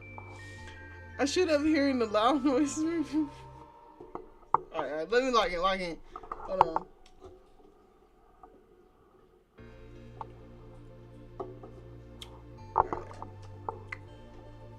I shoot up, hearing the loud noise from my dream just outside my door. The sound of metal slowly daggering across the floor outside causes my heart to pound wildly. It takes all I have to try and keep my breath steady. What the fuck is happening? Am I being kidnapped? Does this have to do with the heart echo? What the fuck is happening? Distant hums become louder and louder, and heavy footsteps grow nearer. Humming that I know it very well. Milo? My bedroom door slams open and I yelp. This nigga outside my window? Alright, bro. What's wrong with you, bro? I make eye contact with my old friend. Those familiar, comforting eyes are now twisted in something strange. They're empty. A dark abyss. Aww. You done fucked him up because you kept ignoring him. Look what you did. They're empty. A dark abyss that's eaten the once bright glow I knew before. And his smile is strained, forced into a mockery of his usual comforting grin. He's keeping himself together, obviously, but from what? Rise and shine, my dear. He slams his hand on the wall to emphasize his entrance. It makes the hair on my neck stand up, and I shiver as he walks even closer. Milo, what's going on? We're having a staycation, just you and me. So you came in my room, you blocking the doorway, and you saying you ain't going nowhere. That's insane. I think of Anthony because surely he wouldn't let something like this happen. He was always cautious about safety and about danger. Is Anthony here? At the mention of another man's name, Milo flinches. Anthony has been relocated permanently? What you mean by that? What? Relocated? You know that mysterious job he's always been yapping about? Let's get ready for the day now, shall we? How does Milo know Anthony? Let alone about his peculiar activities. I reach for my phone, almost instinctively wanting to check heart echo. However, it's gone. It's gone. I always charge it on my desk before bed, yet it's gone. Your phone gone. Oh, looking for your phone? Yeah. Figured. He walks away into my kitchen without a glance behind me. Better get ready. I have a whole day planned for us. What the hell is going on? Ah! Oh hell no! Wait a minute. Oh hell no! See, that's what you get for ignoring this nigga text. Look what you done. No. All right, let me lock in, bro. Oh, we're so fucked. Look at that. Nigga put chains on the door. Oh shit. Oh shit. Maybe we can do something. So he killed bro. He killed Anthony. We're so fucked, bro. Alright, cautiously, I make my way to the bathroom. It's dark as I walk through the door, common door. All the curtains shut tight. It gets worse when I chance a look at the front door, crossing an ominous X are heavy chains barring anyone from getting in, or more likely to keep me in. Are you fucking serious? That's the demo? No, I want more. If you haven't already, please consider supporting us on Kickstarter or wishlisting the game on Steam. You'll be sent back to the main menu in what the fuck? Huh? That's crazy. Then I should have saved it. Cause they said it was I think 2 endings. So we don't speed run this one this time. We gonna see what we do. Cause alright, fuck it.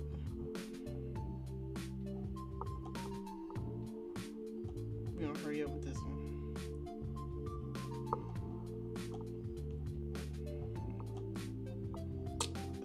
Let's go the one eye look.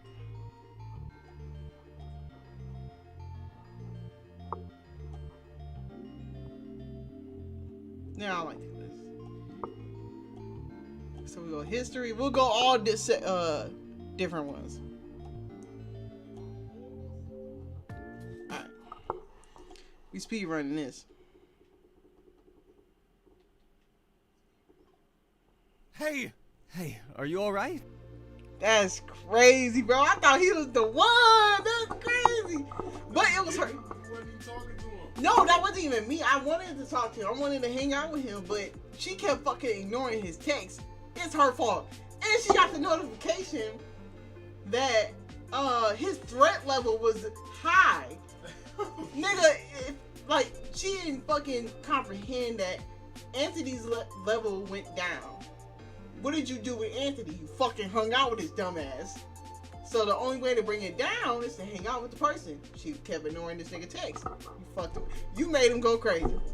It's your fault. So now we gonna see if it'll be different in 5. Pretty nasty spill. I'll try to get up Do here. something else. Seriously, you're... Let's go. Ding ding, winning the most dramatic person. What's your name? We gonna keep it short. Okay.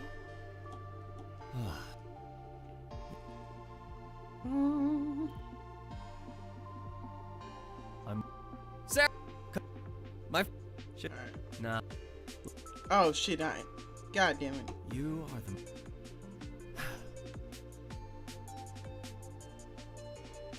Whatever me all. She texted me this morning, by the way. My mom told me to. Are you kidding? You good from here? Alright, there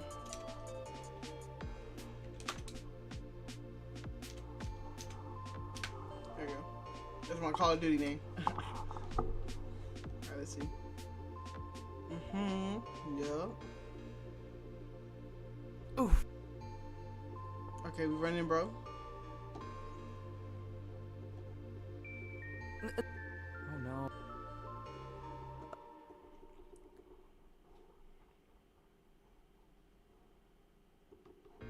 Nothing. Sorry.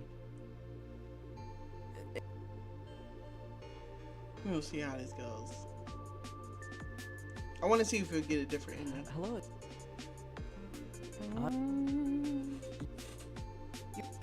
So.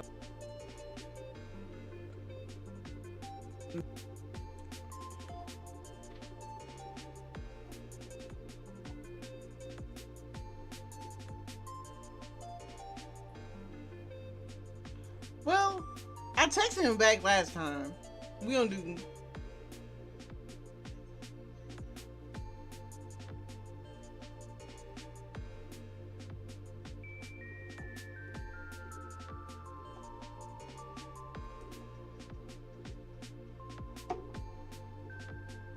How do you feel?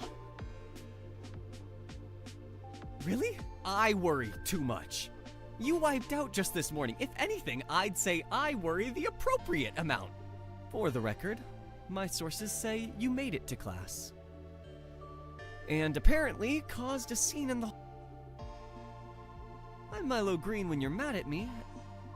You really okay, though? Head still hurting? Alone? Nope. Yup. Same difference. Walking in circles, hovering. You should drink. Let's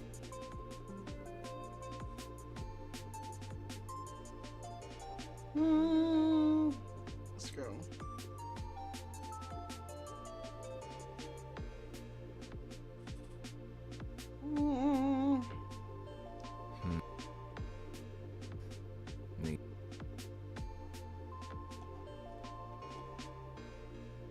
It's the blood. I knew I saw blood.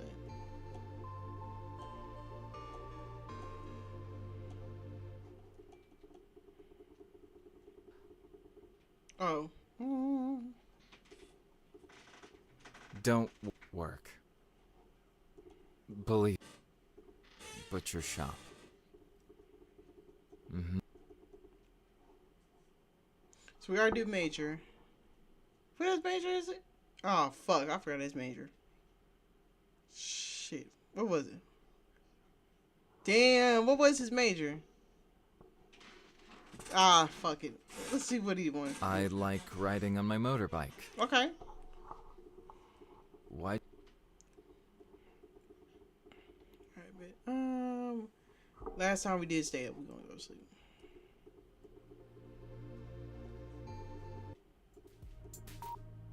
Oh, this time we gonna ignore it. We ain't even gonna get on there.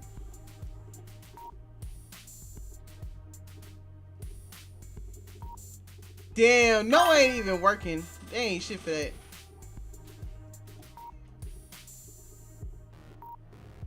I bet.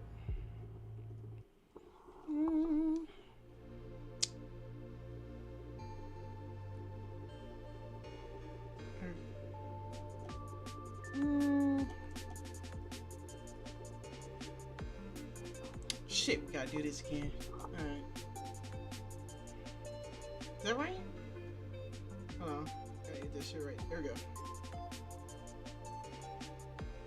I think I gotta bring this a little bit lower.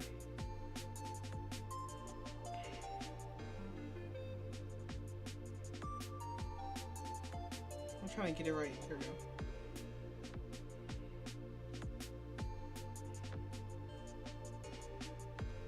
Yeah, we gotta scoot this shit over. God damn.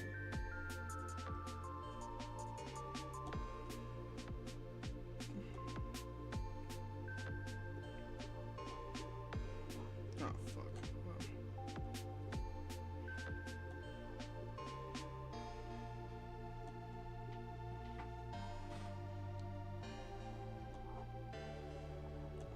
I don't know. Go.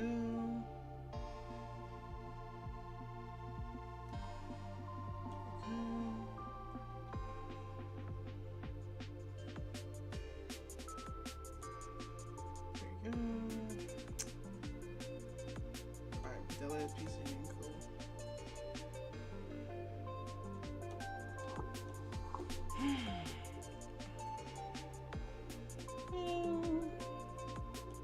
You. It. He.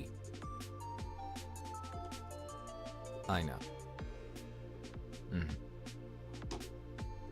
It's nothing. It's. But there go gang. That's crazy. Hey. Well, I can't wait till the full game come out. I'm gonna be on my P's and Q's. We gonna give everybody their attention. We can't leave our hoes unattended, bro. They gonna try and kill our asses. We've seen from the ending.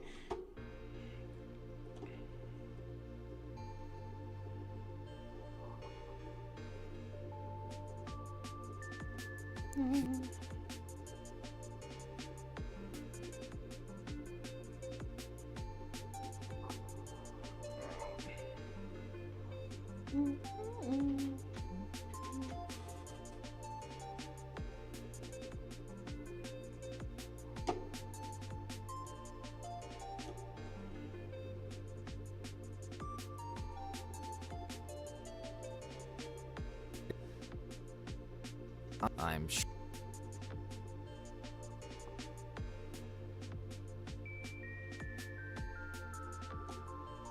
Don't. Hey, you're. We're busy.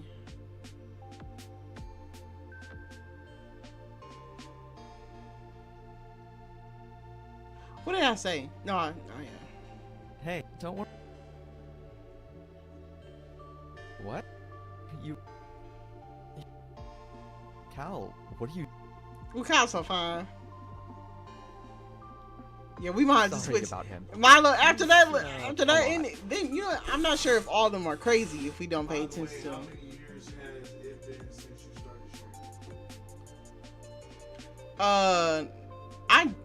streaming? When I start streaming, it hasn't even been a year yet, bro. I've just started. Yeah, just been a few months, honestly. I just got it. I've been streaming on YouTube, but then I just switched to. Well, not switch. I'm streaming on YouTube and Twitch now. I gotta set it up.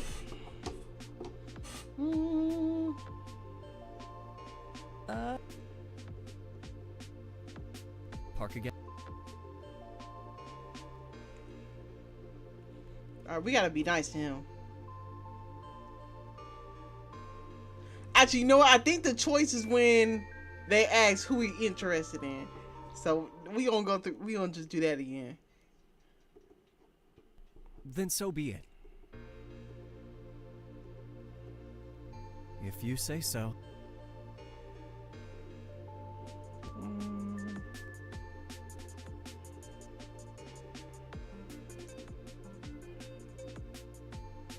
Alright. Let's go answer this time. Let's see what happens.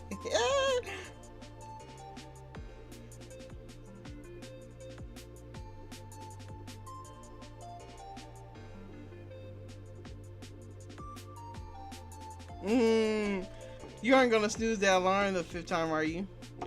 Anthony, at the sound of his voice, the clavicle of emotions I felt last night flood back into me. Is he dangerous? The app says so. Am I even safe in my own dorm anymore?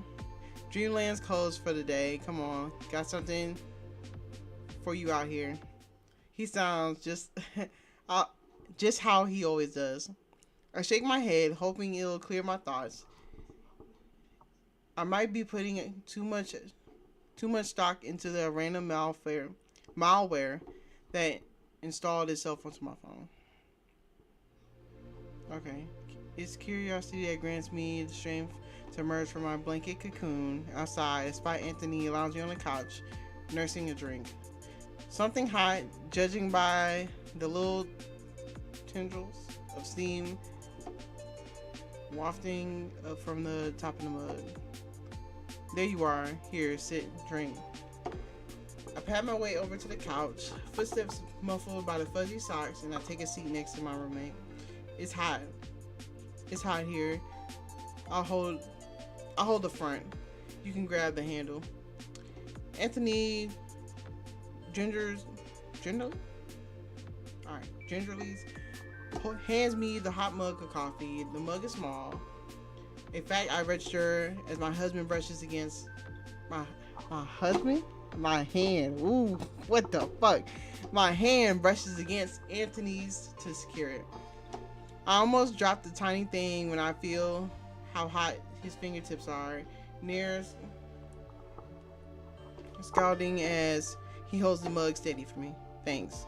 I'm gonna need it if I aspire to be anything more than a zombie shambling around a campus today. Anthony lets out an affirmative grunt. As I bring out the caffeinated goodness to my lips, I make a positive noise of my own. This is a pretty good cup of coffee.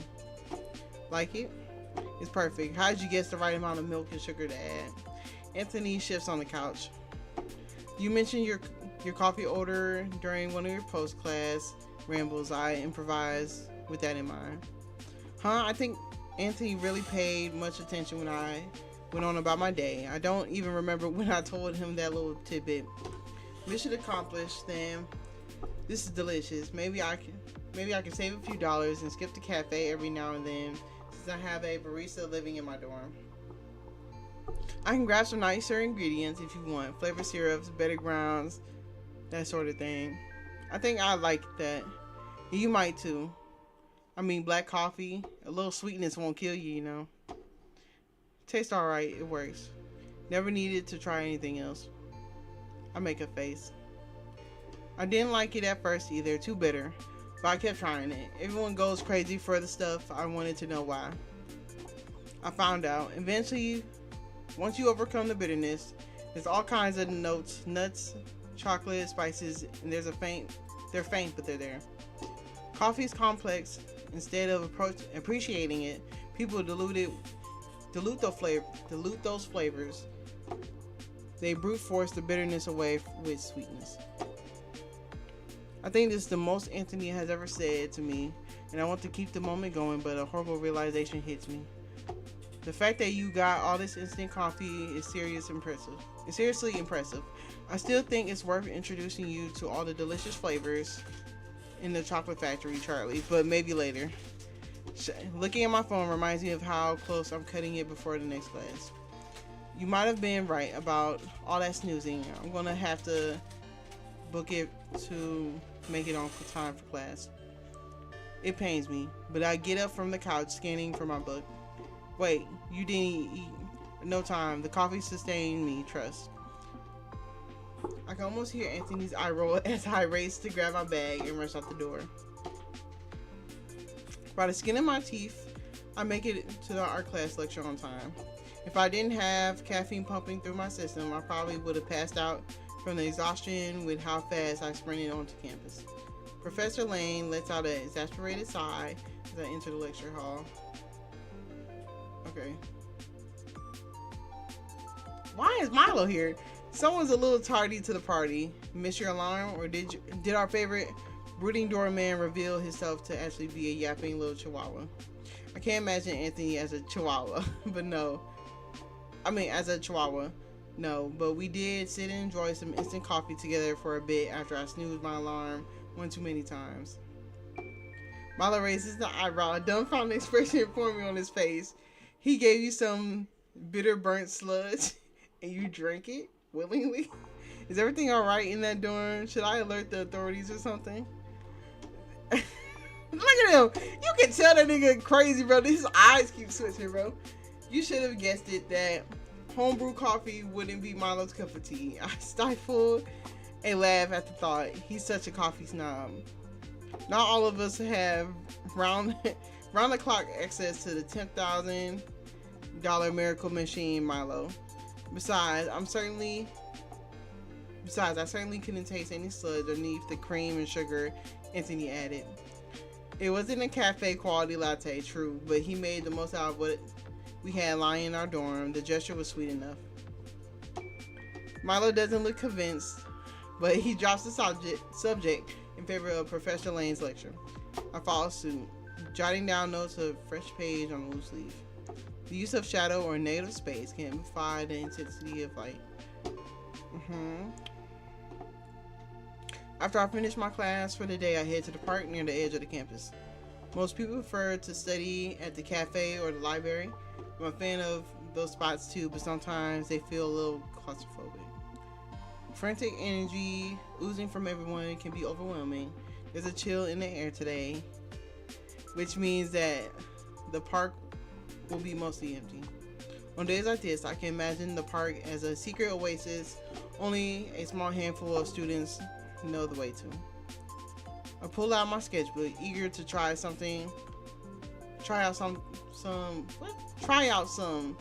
chiaroscuro style shading myself. A quick scan of the area reveals my subject for the day. A majestic, mythologic willow tree. As I make out to put the pencil to paper, I feel something brush against my leg. I jump from the bench and my sketch pad flies from my hands and thumps onto the grass. The sound triggers another. Some leaves rustling under the bench. A pigeon, maybe, or a rabbit. I lean down to investigate and find a cat. I look for a collar. Let's look for the collar. Did someone lose their cat? Or am I dealing with a stray? I ponder the question as I inspect the cat's neck for any signs of the collar. Nope, no collar in sight. And stray it is then. It might not recognize commands I try to give it. Have you sent me a friend request?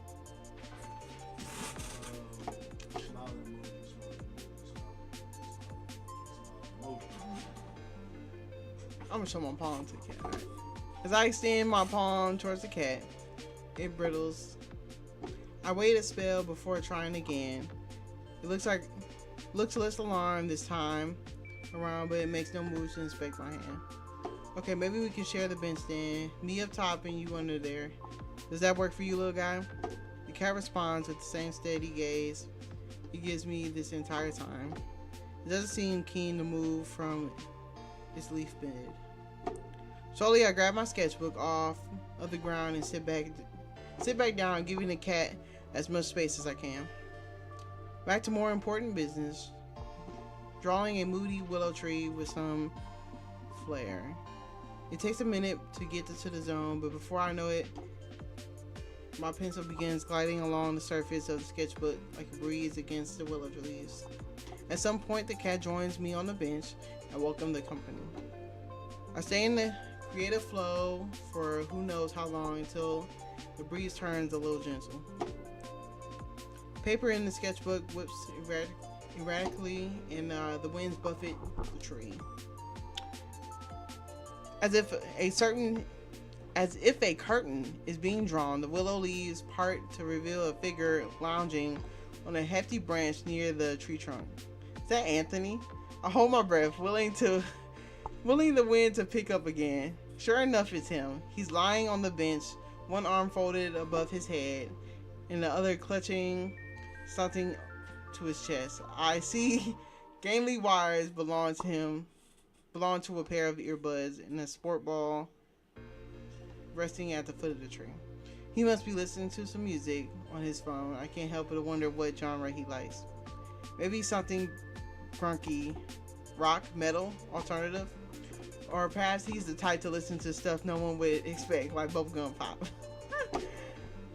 I'm startled out of my revire when a soft voice breaks through the wind song. I'm sorry, didn't mean to scare you. I figured you heard me coming with all the leaves. I crunch to get to the bench. Mind if I sit? Sure, it's as much property as mine, and there's plenty of room for two. I scoot over a touch and move my backpack to the ground to give Riley some space. The cat, I discovered, repositioned herself on my lap. Riley smiles graciously before joining me on the bench. It's funny, sometimes I see you out there as I walk to class. I'm happy to finally caught you when we're both free. I don't know Riley well yet, but something about the way he tilts his head towards me and how he fiddles with his fingers creates an odd sense of calm within. Weird, because Riley almost looks ready to bolt away like a spooked gazelle. It's nice. It is all. I like to come out here for inspiration as well. The park is different every time you visit. The subtle yet energetic ebb and flow of nature. The whole society consistently shifting all around us. Almost maddening how nothing here is ever completely how you last left it. We are all endeavoring function. What is this nigga talking about? As artists, our job is to put the pin in the butterfly, to stop time, to halt change, and to capture. Riley suddenly stops talking, a realization dawning on him. He hides his face in his hands. Oh gosh, I'm doing that pretentious artist rambling thing again. I really have to rein it in. I'm sorry. I don't mind. I never gave much thought as to why I'm always drawing here. But your take on it makes a lot of sense. Thank you for being kind about it. It's still a jarring thing to do unsolicited. I'll work on it for next time. We sit in a comfortable silence for a few moments, enjoying nature's never-ending. Riley glances over at my notebook. A figure study, I take it.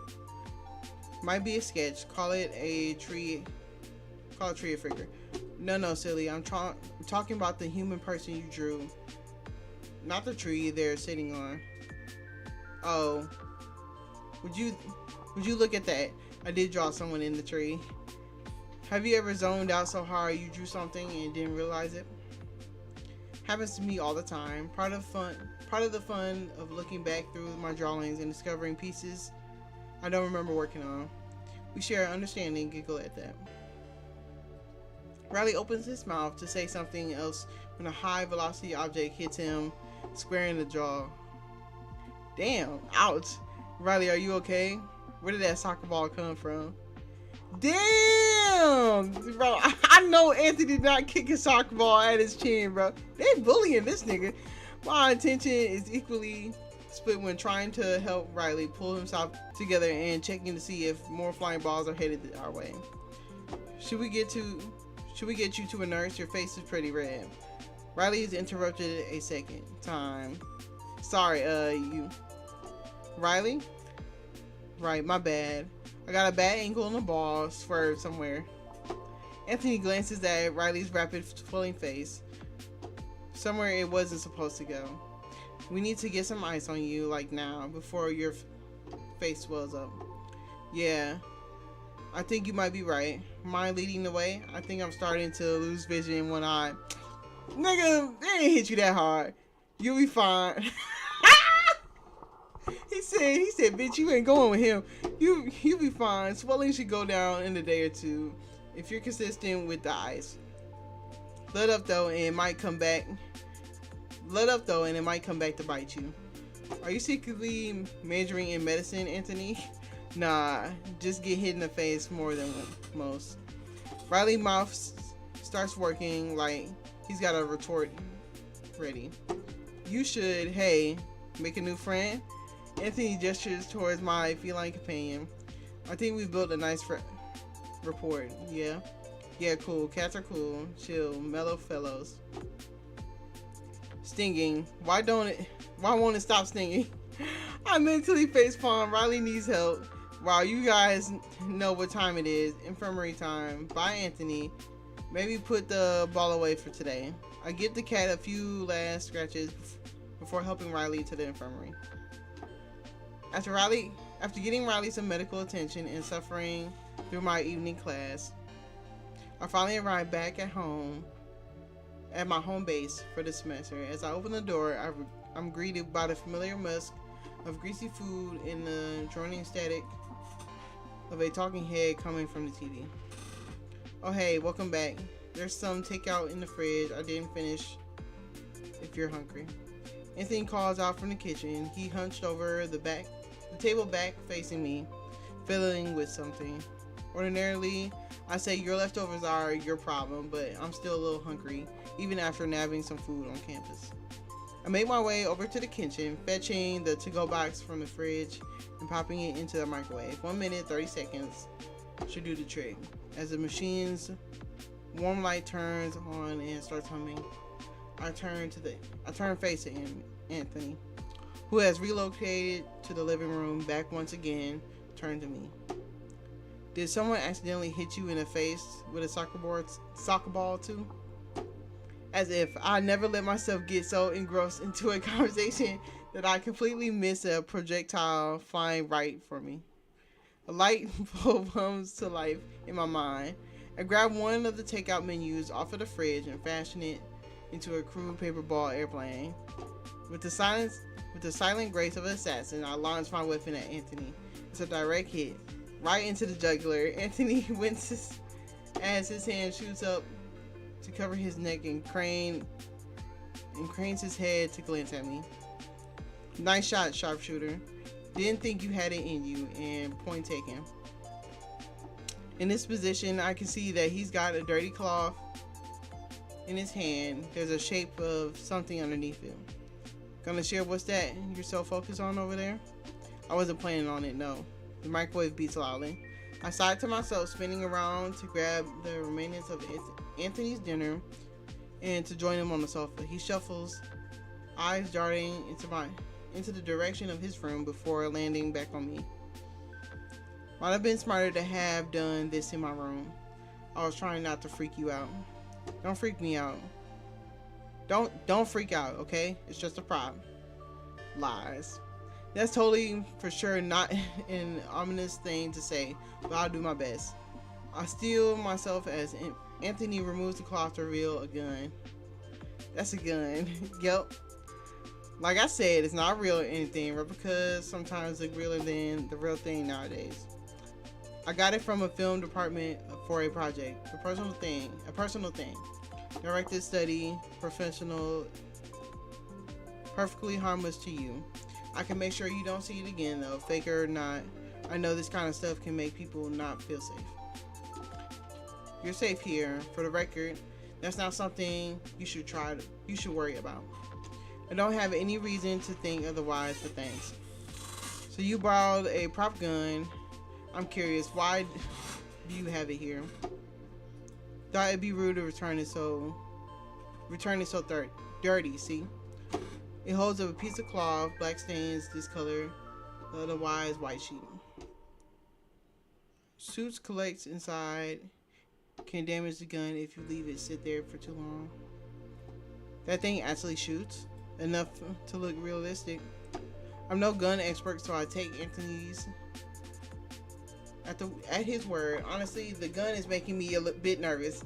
I rack my brain for a topic change. Anthony covers the gun up with the cloth again and wordlessly heads to his room. I relax in the couch. Tone 28th Street, the victim who has yet to be identified. Anthony re-enters our common space. Can't eat? Oh, the leftovers. I should eat some. Hopefully it hasn't gone cold. I think as I bring a forkful to my mouth. 3 wounds in the chest. Area police believe it came from a gunfire. The investigation remains ongoing. Ah, shit. This nigga a shooter. The food is ice on my tongue. I barely managed to resist the urge to spit out the cold cardboard rice in my mouth. Contestant number 1, behind one of the 3 curtains is a new car. Can you guess which? Want me to heat that back up? Oh, sure. Probably should have left it in there longer to start with if it got cold that quick. Anthony drops on the reheat leftovers and leaves me alone with the TV. Game show lights up the screen. Anthony must change the channel. That was kind of him. Nigga, that nigga trying to cover up. That was him.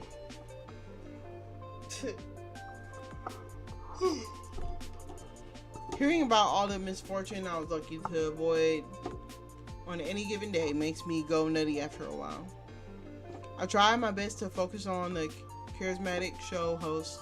Anything to take my mind off of guns and murder. What are you laughing at? Fuck you. Stop! I'm gonna hurt you. Hey, they want this motherfucking friend request. Hey, tell that motherfucker to wait, bro. I'm trying to. I already told that nigga.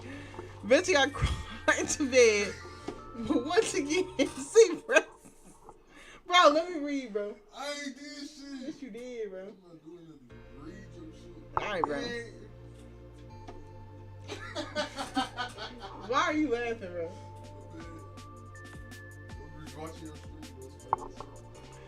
Alright, eventually I crawl out into the bed. But once again, sleep rests just out of my grasp. Anthony's Spank Gun news broadcast, even Riley coming over to join me in the park.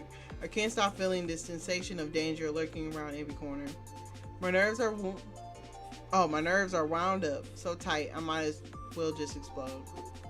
I start to feel lightheaded and the room seems especially cramped all of a sudden. I head to the kitchen and grab some water. Oh, why is it dark? It's so dark. I make my way through the hall. Before I reach the kitchen, I notice something odd. Why do I hear... Oh, fuck. Why do I hear metal clinking against metal? Almost like someone is trying to break the lock on the front door. I carefully tread towards the noise. You gonna go to the noise? I'm going back in that room, locking the door. My hand fumbles against the wall for the common room light. Got it. In an instant, the room is illuminated, and the sight that greets me is the last thing I expect to see. Anthony sits in the chair in the middle of the space, hands cuffed behind him. Wait, this can't be right. You're kind of sneaky when you want to be. Not that I didn't hear you coming. Your footsteps are light and a little hesitant, like you almost want to double check each step you take. I don't think I know how to respond to anything happening right now. Anthony cracks a smile at that. Sorry, I wanted to say something, but I couldn't figure out what. Or if I should say anything at all. Though, Bob speaking up in the dark might make things worse. I think you're onto something there. I probably should have screamed so loud one of our neighbors would feel compelled to call the police to help me, or just to file a noise complaint. I can't say. The girl in 212B terrifies me. Though I gotta ask, what exactly is going on here? Handcuffing yourself in the dark is a little odd, you have to admit. No argument for me. Couldn't sleep. Insomnia. I had a lot on my mind tonight. The handcuffs help me think. They help you think? Okay. The lockpicking part, specifically the cuffs, forced me to confront the issue, work out a solution. It's sort of meditative. I guess. That's kind of crazy, but I guess. Anthony pauses for a beat. I decide that my roommate is a little strange. Want to give it a try? Aw, hell no! No! You know what? Why not? Oh, this fucking idiot, bro. He's finna chain you, and then you're finna get tortured. You dumb ass nigga. Alright, fuck it. You know what? Why not? I'm a little delirious and willing to try anything at this point. But wait, you're still trapped in there. Not for long, I solved both issues. Anthony is true to his word. Within seconds, he frees himself from the cuffs. He gets up from the chair and gestures towards it. Your turn. Oh, we're fucked.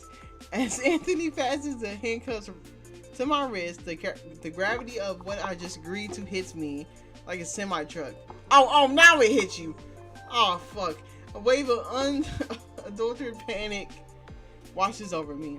So the first thing you're going to want to do is not panic. You're going all bug-eyed on me. Try not to do that. I'm feeling lightheaded again. Actually, Anthony, I think I'm going to head back to bed. Try to listen to one of those 10-hour thunderstorm videos. Don't be a baby. You'll be fine. Here's your lockpick. Is this a paperclip? You're a real genius. You'll break out in no time. Oh, fucking goodness. He pulls up the other chair in the dorm and sits down right behind me. Feel for an opening at the top of the cuff. Stick the pick in there and shimmy around. That's it? You're not gonna walk me through this? I could explain the mechanics to you, sure, but it wouldn't help. Trust your instincts. All you gotta do is listen to how the lock mechanic responds to what you're doing. Take what the lock gives you and adjust your technique accordingly. I can feel the chill of goosebumps behind my neck. Every lock is slightly different, so there isn't one catch-all solution you can use. It's different every time, so you have to learn to solve puzzles by filling it out. I've got no choice but to do as Anthony says. The task proves more difficult than it needs to be because my hands won't stop shaking. Anthony places his hands on top of mine. Breathe. Try to relax. You're not in a rush. You got the lockpick ready. Now try different angles until you feel the shift in the lock. For a short while, the two of us sit in silence as I fiddle with the lock. What are you thinking about? You're working through whatever's keeping you up, right? Kind of. It's hard to take my attention off the lock. Makes sense. You're a beginner. Tell me about it while you work. I can't bring myself to bring up the truth, but if this man wants a rant he shall receive. But there's this guy in my evening class. We've been grouped up together for a lab, and he just won't do any of the work. Okay, she bitching. Guy's a leech, Something metal drops to the floor. Well, you did it. Congratulations, Amaya. You picked your first lock. Holy, I picked a lock. I picked the lock off of a pair of handcuffs, with a paper clip. I can't contain my enthusiasm. I spring off of the floor in excitement. Anthony grin is as big as ever I've seen it. Shame we couldn't solve your leech issue. Who cares about him? I don't want to spend any more time thinking about it. I don't want to think about how cool. I do want to think about how cool that just was. Anthony. What? Anthony lays more praise on me, and eventually we both retired to our rooms. For a while, I'm too wired. Okay. I'm not tripping. Okay. I'm not tripping. For a while, I'm too tired to even think about sleep. But once the winter's high wears off, I finally drift off. It's amazing what a good night's sleep can do for a person. Definitely needed that after everything that's happened in the past few days. I also need a mug of coffee. What the fuck?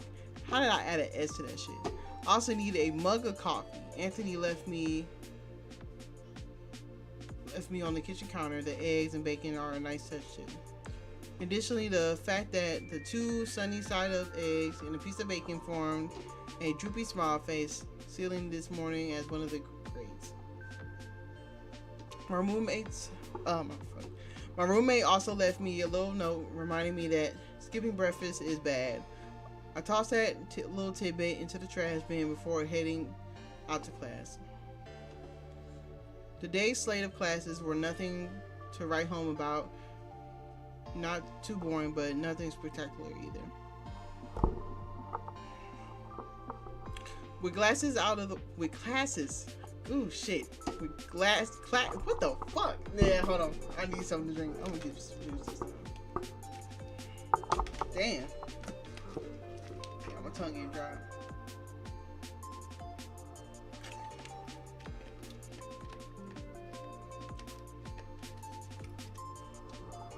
Okay. With classes out the way, I began making my way across the quad to retreat my green oasis in the park. En route, I spot a guy I dubbed the Leech last night. We make eye contact, my stomach sinks as he bounds over to me. Yo, Art Shark, we gotta talk. There's actually a million things I'd rather be doing. It's what I want to say. What actually comes out is, shoot, I guess. The Leech's eyes rapidly scan our surroundings. If I didn't know him, I think he was nervous.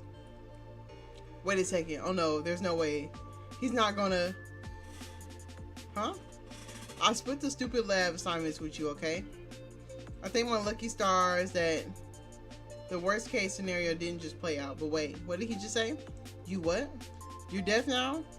I said I'll help out and stuff. I'm glad to hear that. Okay, message received. Good. I tell your little motorcycle boyfriend to lay off me. Got it? Motorcycle boyfriend. Yeah, he got in that ass. Good shit. I don't mind that. The Leech rolls his eyes and smacks his tongue against the roof of his mouth. Man, I freaking did what he told me to do. I don't gotta deal with your brain damage. I see you in class. We got a truce there now. I can only watch as the Leech stumps away. Why is everyone being weird around me? Apparently I said that last part out loud as I get a response. A meow from the cat I befriended yesterday. I give him a few good pets before setting down my backpack to fit something special for the sweet girl. I made sure to prep a little bag of dried fruits last night, just in case I ever ran into my park buddy again. She gobbles up the fruit, stuffing the last few pieces in her mouth before scampering off. As I try to finish my homework assignment in the park, my phone buzzes. It's a text from Anthony. He's asking me to meet up in the quad. Easy enough. The park isn't too far from the quad anyway. A few minutes later, there I am waiting on the curb of the road leading to the campus. As I hear it before I see it. An almost painfully loud rumbling gets closer and closer as the owner of the sound finally comes into view. A motorcycle pulls up next to me, midnight black and twinkling. A rider, face obscured by the helmet, opened a compartment on the bike and offers me a near identical helmet. I motion to the rider to take off his helmet.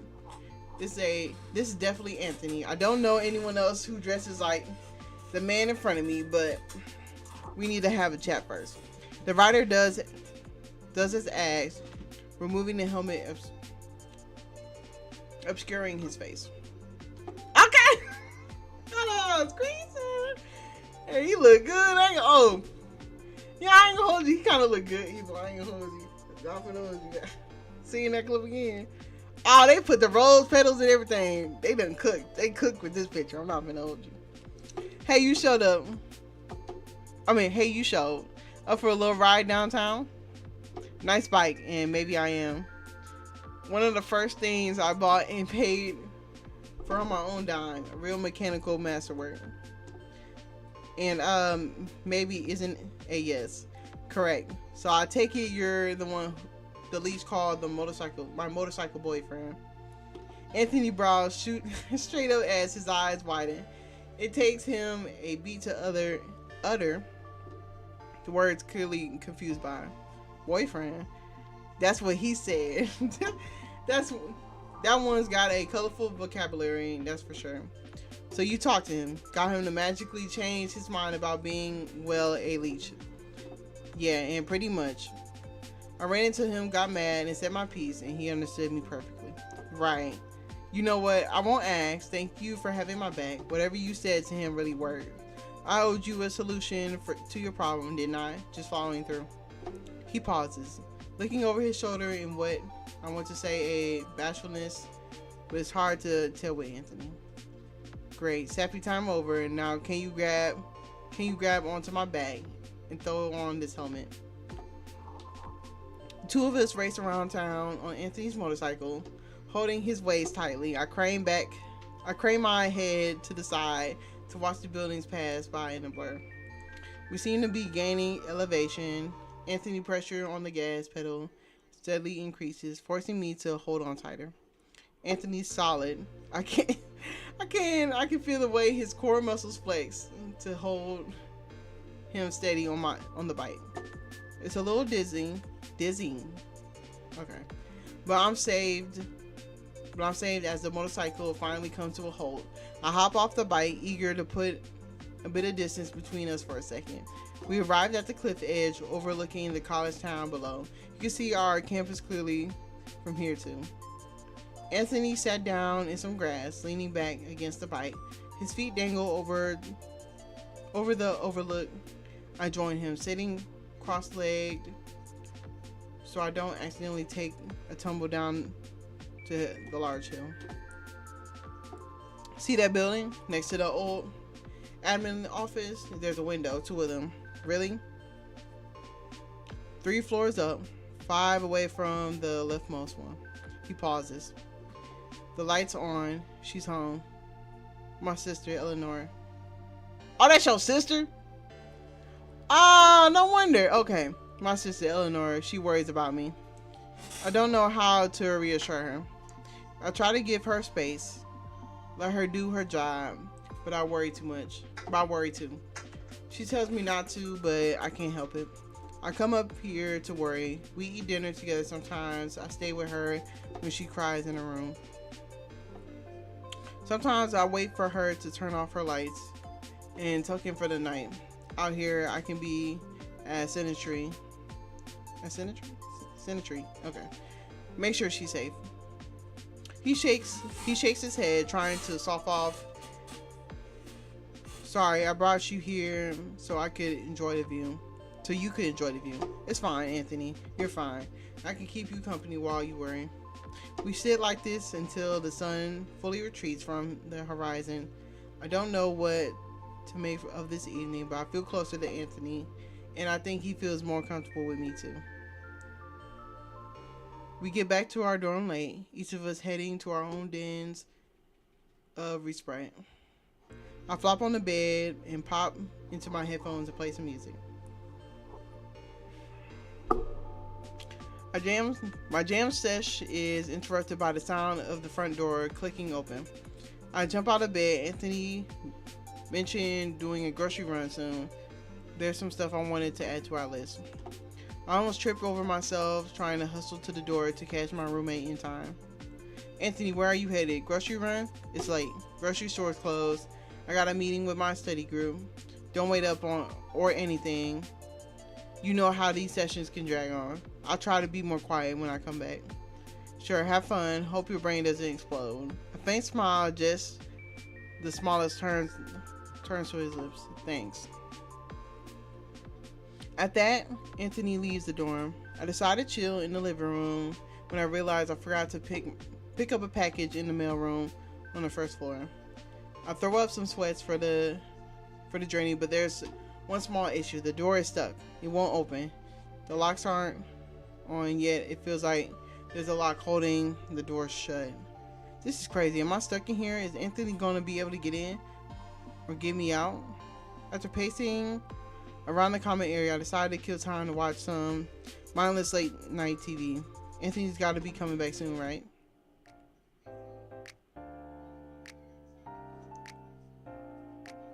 I'm confused. So we got locked in there. Anthony left and then locked our shit up and didn't say nothing. Alright. So we'll do the last run with bro. We don't give him we don't give him a chance just for it.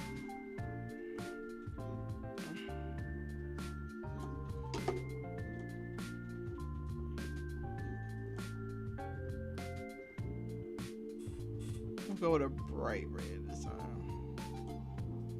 Hair color we'll go. There we go. This time we'll go this. And then we'll go ponytail.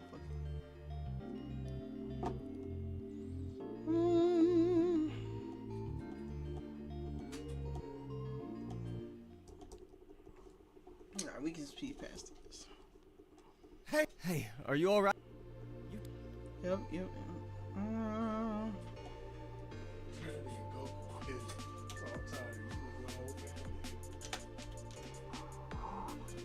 Okay.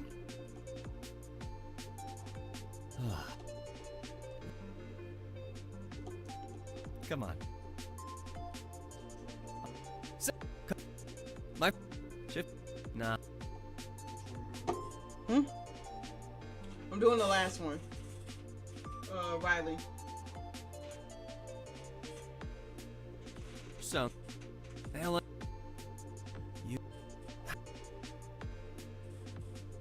are you? She where's you?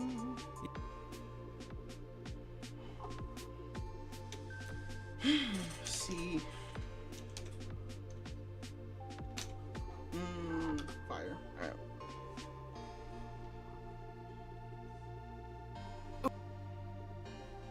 Alright, so since we going his route, we gonna be nice to him. No, I think bro is the only craziest one.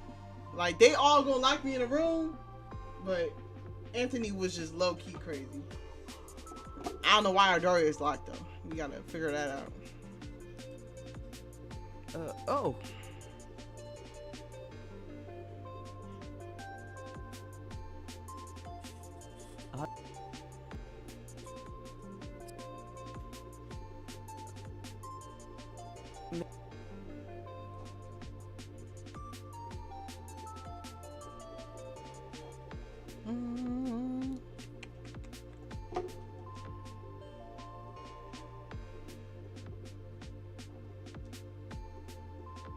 How do you? If you were a better actor, I might believe you. But you're not, so I don't. Nice try. For the record, my sword.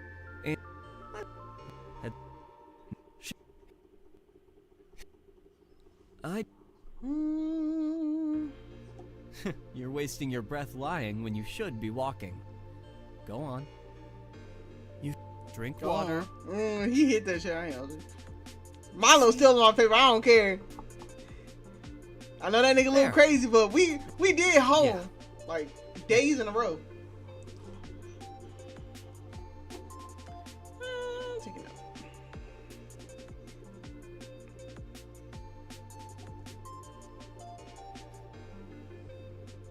Oh shit, yeah, it's close.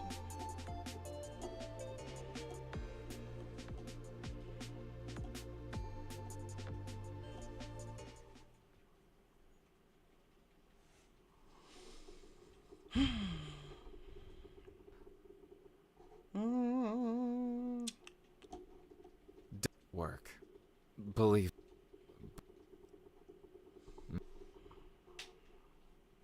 Let's go with Well, I'm currently wondering why we're having a heartfelt conversation in front of the laundry. He ain't shit. What's that?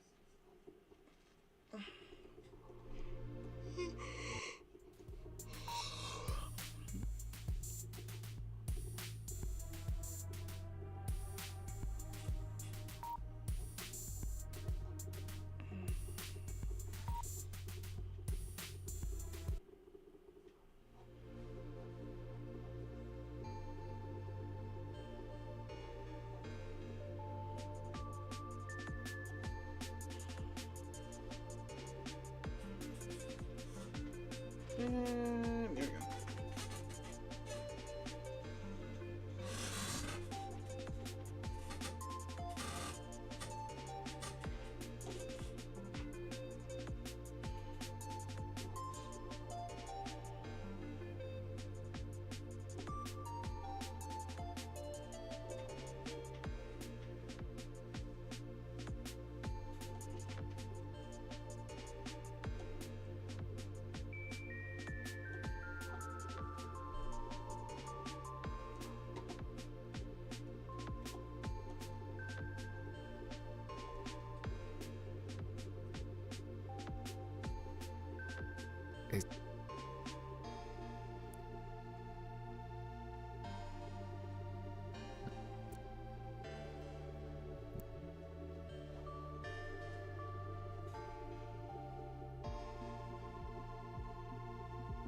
Hey,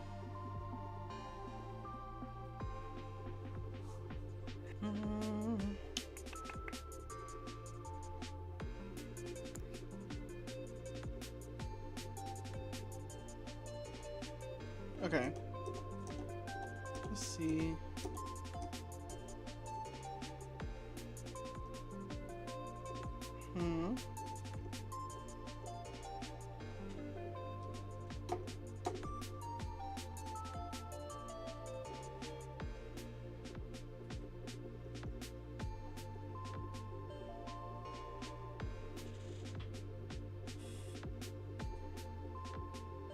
it.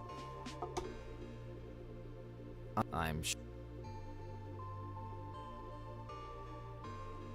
Sir, aren't you? Tell me if anything happens. I'll deal with it.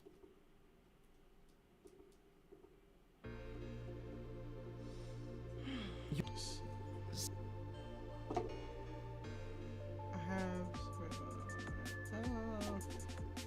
That you what you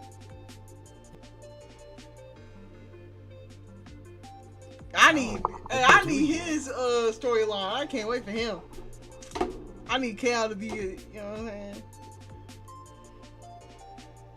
Did he just bite his lip? I just peeped that. You know, sorry.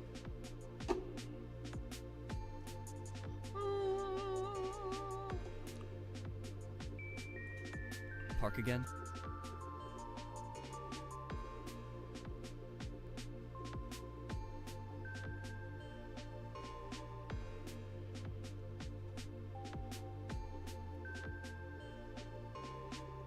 What?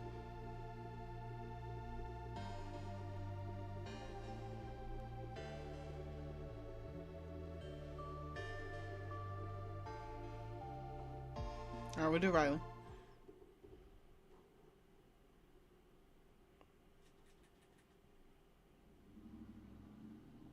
Oh, cool. We saved. All right, bet. All players no longer present murderous intent. Okay, bet. I stare at the screen until it faded black. Whoever's behind this sick joke is telling me that I made the right choice. Are you serious? Can we pick bro? I think that's unfair. I think that's real unfair. Yeah, right. Like that's meant to make me feel better. I tapped once, twice, and the screen lights up. Notification still there. I think about the pancakes Anthony made me, the coffee Milo brought me the shy smile Riley gave me. The phone heats up in my hand. I swipe to the left and put it on the nightstand. Murderous intent? Those words linger in my mind. Did it matter who I picked? What makes Riley any different from the other two? Why is he the right choice? It's all too much for me. I slumped onto the bed, burying my face into the pillow. This can't be tomorrow's me problem. Sleep doesn't... Alright. Okay. Okay.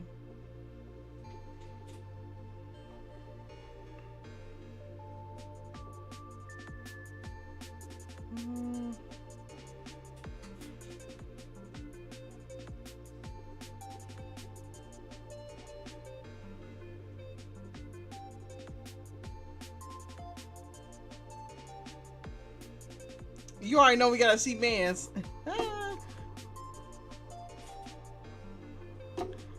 So happy to see you. How's it going? Are you pulling? No.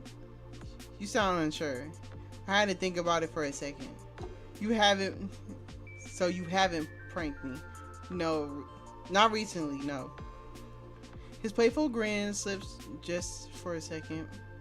Did someone do something to you? What? No, it's just school. Milo's eyes narrow in the way that they always do when he's caught me in a lie. Normally the sight might make me laugh, but now I'm questioning everything. Seriously, it's nothing. I just need a pick-me-up. The wrinkles of his forehead smooth out as he looks over me. Well, you came to the right guy. I'll happily whip you something up. Thanks. Thankfully, he turns away, disappearing behind the counter to make me a drink. I didn't tell him what I wanted, but he's a real good guesser. I try to act normal for the rest of my time in the cafe. It must work because Milo doesn't ask me any more questions, letting me escape just in time for class. I find a seat near the back of the lecture hall, close to the exit, close enough to leave if I needed to. For photography classes, we're focusing on tournament class.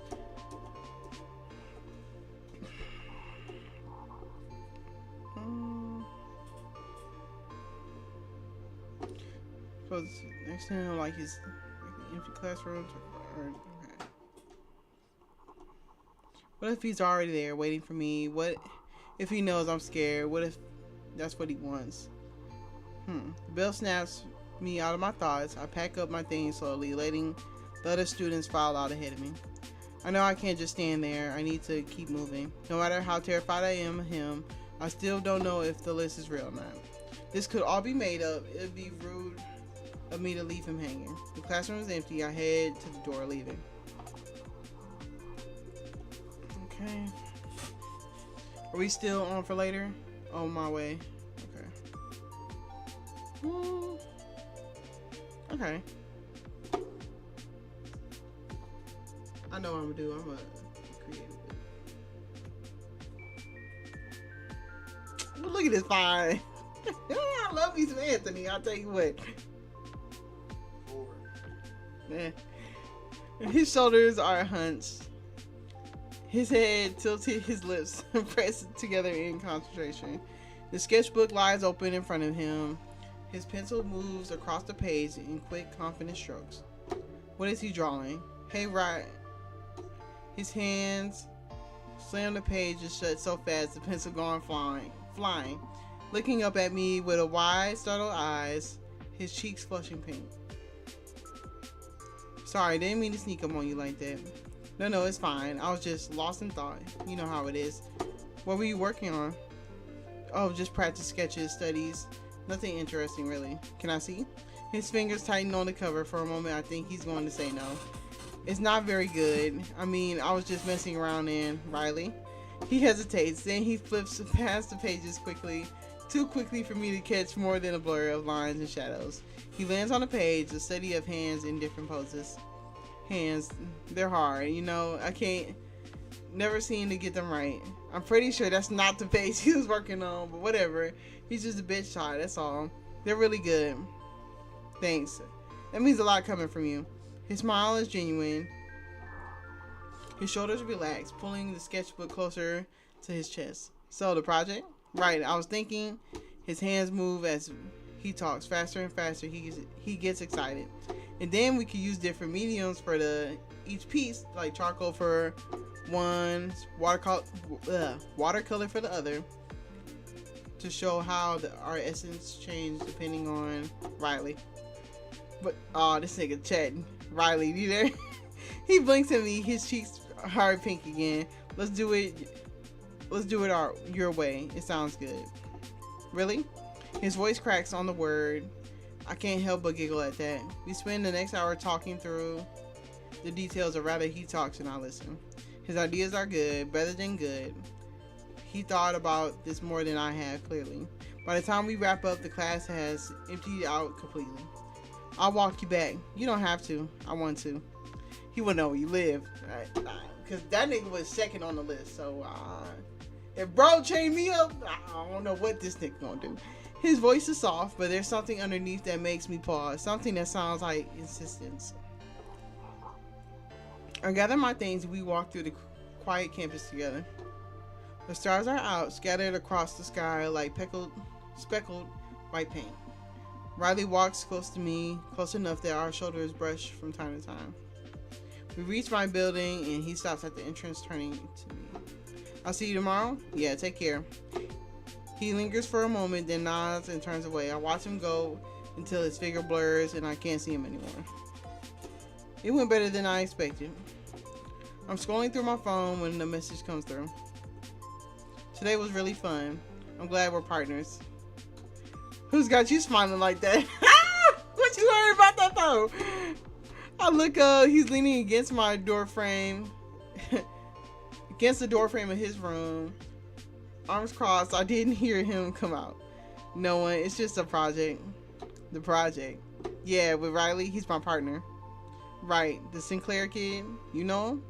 We met at some point. He pushes off from the door frame, moving towards me. Be careful with that one. Aw, shit. Anthony warning me? Oh, we're fucked. What does that mean? Nothing. It's just that he can be a bit much. More than he lets on.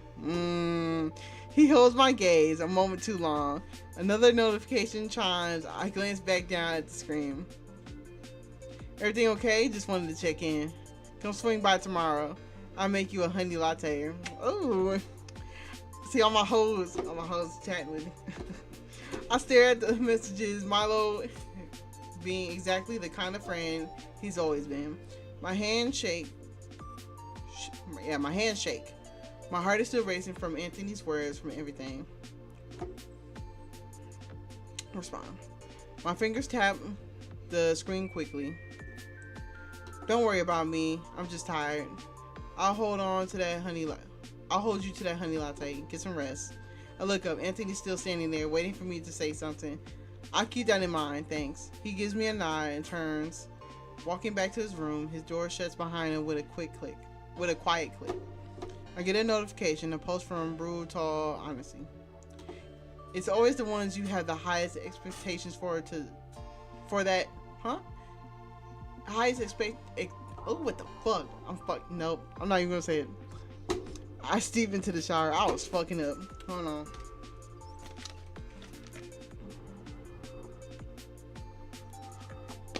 Alright.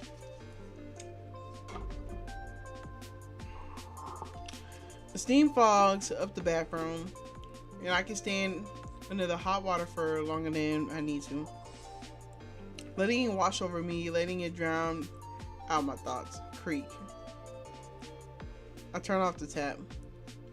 Creaking just out the window. Clutching the towel to my chest, I wait, listening. The water dropped from my hair onto the tile floor. I don't hear it a second time. What was that noise? My heart pounds harder. I peek through the blinds. I don't know what I thought I would have seen. I don't know what I could have been. There's nothing there.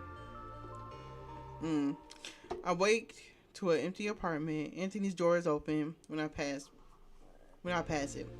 I try not to read into it. I should have been making him into something he might not be. A pile of warm toast is on the kitchen counter. He must have prepared something for me before he left. My phone buzzes. Hope you what the fuck? Hope you slept well. I spent the whole night looking up references for our project. So excited for class today. See you soon. I read his messages, a smile tugging at my lips despite everything. He's cute. That's the word that comes to mind. I said that. Cute in a way that makes this all seem too absurd. I grab a piece of toast from the stack, munching on it quickly as I gather my things for class. I had to check my phone again. No new notifications. No brutal on his post. Just Riley notifications sitting there. The walk to campus is different today. Students mill about between buildings, laughing, talking, and the sunlight shining brighter than yesterday. It's different. It's peaceful. I don't feel my heart sinking that much anymore. Riley comes out of the art building, sketchbook tucked under his arm, head down. He looks up and his eyes sparkle when they find me. Want to hang out? Want to get lunch together? My treat. Sounds good. He falls into step behind me. Beside me. I'm tripping. Chattering about class, about the project, about some artist he discovered online whose work he wants to show me. He seems to have opened up to me about after our meeting yesterday, like he doesn't need to hide. I listen to his light chattering, giving him short replies whenever he waits for me to answer. We find a spot in the food court and Riley insists on paying, swiping his card before I can pull out my wallet. You didn't have to.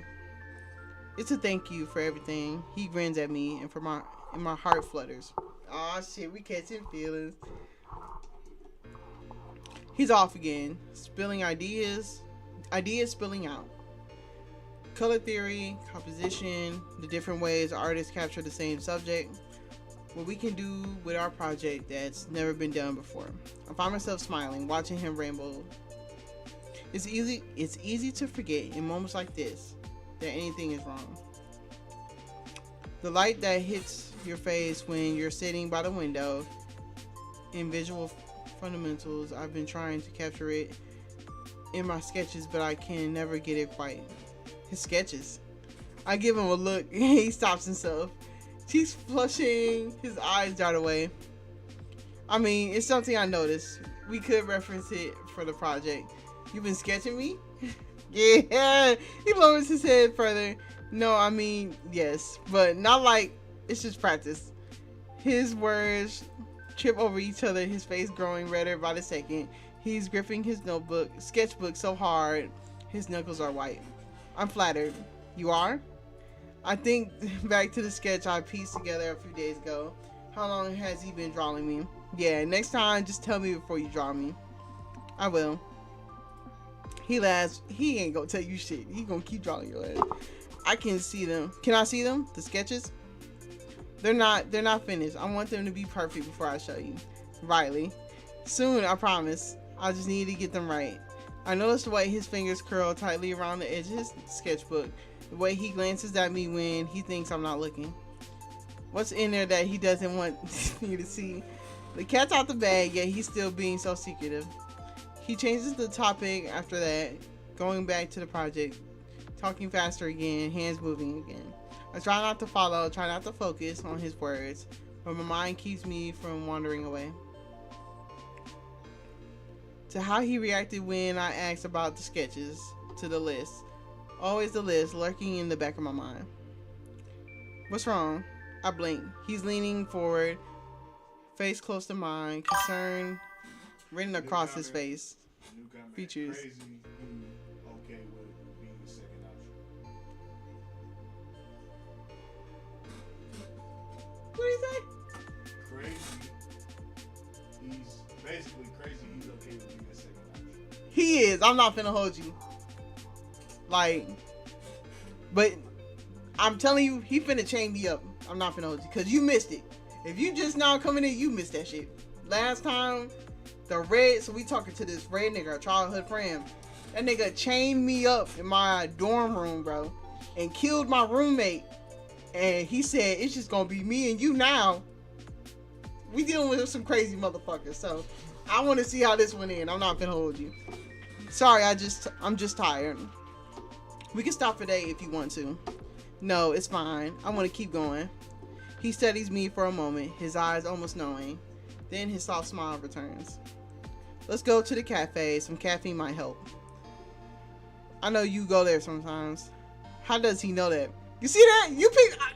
I know you just peeked it. Hell no. That'd be nice. So we finna, and then now we finna mix up the other hoes. That's the rule number 1. They ain't different area codes. Don't mix them up, bro. The sun is starting to set, painting the cafe windows in shades of orange and pink. Believing that I'm fatigued, he's quieter. I notice how he's holding back, how he's doing his best not to bother me. I'm not used to his silence. He's timid, sure, but he's been more talkative whenever he's with me. I don't think I'll ever get used to his silence. Somehow a part of me hopes that he started talking again. The doorbell chimes a soft, bright tune. The cafe is warm, humming with a murmur of students and the hiss of espresso machines. The air smells of cinnamon and coffee beans, with the window slightly fogged up, like it always has. I slid into the booth with Riley next to me, closer and closer than he needs to be. He's already pulling out his sketchbook, flipping to a fresh page, his leg bouncing under the table. My eyes drift to the corner. Milo is there, wiping down the machines. He glances up when we enter, then looks away. Oh, damn, Milo, what's wrong? Why you ain't saying hi? So he hesitates, worried about my exhaustion. I worry that he'll go too far with his chattering. He's worried about me. I'll listen to any ideas you have, so don't hold back. He gives me a slight nod, reassured. I was thinking, you could use something that feels you. Huh? What? Nah, hold on. Not really what you're comfortable with, but what you're drawn to. Okay. Honestly, never really thought about it that much. You must have something you love, something that makes you feel, I don't know, whole. His eyes are fired up with passion. He gazes into mine. Nothing coming to mind. Oh, no worries. We'll figure it out together. How's the project coming along? There go Milo. Hey, now this Milo that I'm talking about, that chain that's in the dorm room. He fine though. You know what I'm saying? But I'll let him do it to me. I ain't gonna let him.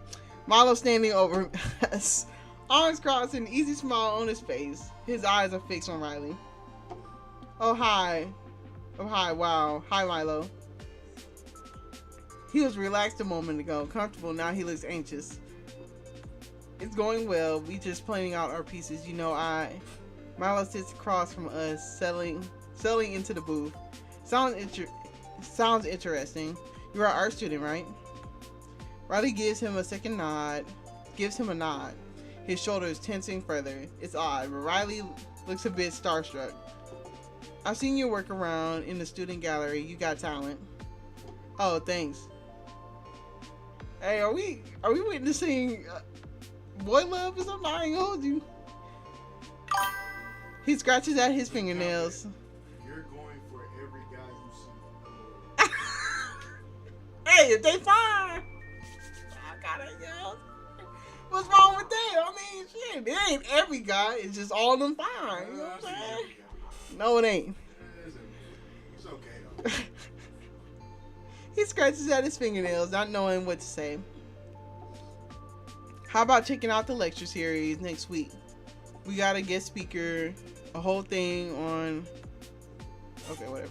He leans back, his arms along the back of the booth. It'd be good to meet some new people. Riley's eyebrows furrow. Why would I be interested in anyone else? Uh-oh. His wording throws me off. The way his tone dropped all of a sudden, as if Milo had insulted him by insinuating that he should spend time with another person. That was there a few seconds ago, vanishes. I don't recognize what's taking place. What's with that look? Suit yourself. He stands up, brushing off his apron, and his eyes meet mine for a second. Let me know if you need anything. Before I can respond, he's gone. He's gone. Back behind the counter, leaving Riley and I alone. That was kind of weird. You know Milo? I had no idea that they knew each other, but if what just happened is any indication, they definitely met at least once before. Once before that I was never aware of. Now that I think about it, I don't really know much of anything about Milo's personal life. He's always so focused on me. Two of the people on the list, two of them who happen to recognize each other. This doesn't feel like a mere coincidence. A buzzing starts under my skin, an uncomfortable feeling that only builds as my mind begins to spiral. It's only broken by Riley's reply. I almost forgot I had asked him a question. Not really, sort of. We know each other. He's always checking on you, isn't he? Always making sure you're okay. His tone is empty on the warmth that's usually there. Yeah, he is, but I see him hovering around you a lot. Okay. And after classes, at the cafe, it's not hard to not notice. Okay. Oh, what's your problem? The fuck? Alright, Riley. You stepping out of place, nigga. Hey, there's a tier list. Milo number 1. You on the 3rd. You my little side hoe. You know what I'm saying? You my little art side hoe. Don't be talking shit about Milo. I ain't gonna hold you. His words make me nervous in spite of everything. I feel I need to defend Milo on the off chance that the list is just an elaborate prank. Milo is just some goof I grew up with and nothing else. He would never be a danger to anyone. I cling to that thought and let it carry me back to my conversation with Riley. He's known me for a long time. We grew up together. New comment. Blonde hair is better though. What? No, you did not just say that. Blonde hair is better. I'm finna prove you wrong so fucking bad. Wait till we see the end of this shit. If that nigga crazy like Milo, and if both of them are crazy, I'm gonna choose Milo. But if he not crazy as Milo, you might be right. Might be right. Right now, it's not looking into your favor, cause he on my dick. He on my dick. He keep drawing me without my permission, even before we met. You know what I'm saying? Like, you know what I'm saying? We gonna keep that in mind though. I'm glad you have people who care about you. Or he says, his voice sounds distant. Not like he's offering compassion, but more so like he's reading from a textbook. Me too. Hey, and now you have me. No need to rely on Milo all the time. See that? He's trying to feel a little distance between Milo. You ain't finna... Nah, that's my first thing. That's my boo thing right there. He smiles, but it doesn't reach his eyes. His hand finds me, fingers stretching around my wrist. I can take care of you better than he can. Whoa! Riley, what you talking about, Riley? Sir. See, Riley, what you think you is? Like I said again, you a side hoe, Riley. See, you like Riley, you can take him. Go ahead, you can have Riley. I don't care about Riley. I need Milo. What? That's crazy he said that though. With a straight face too. That nigga ballsy. My mouth is dry. I don't know what to say to that. I don't know what it means coming from him with his name on that list and his sketchbook full of secrets. Riley, he pulls away. New comment. You have terrible taste in guys. That's crazy. Bro, Milo didn't even do nothing bad, bro. Like, okay, my question is... Wasn't he the first one to put you in the closet? This nigga's finna trap me too. Do you hear how he's talking to me? He really said, want you. But I don't want him. So that's what I'm saying. So technically they right. Yeah. Nah, that's crazy. I will say this. What do you like about Riley? I'm gonna keep on going. But as soon as your comment, I'm gonna hear it. And I'm gonna respond to your comment. But you gotta tell me what you like about Riley. What makes him better? Yeah, we're not even putting Anthony into the competition. I bet you missed that one. Anthony got a motorcycle, tattoos, everything. That nigga look fine. And we got Cal. You missing out on niggas. And you pick him. I need your response. You got 5 minutes. Anyways, he pulls away out of the booth before I can finish. It's cold out. You need something warm. I'll get you a drink. He heads towards the counter and I'm left sitting here, heart pounding, watching him talk to the barista.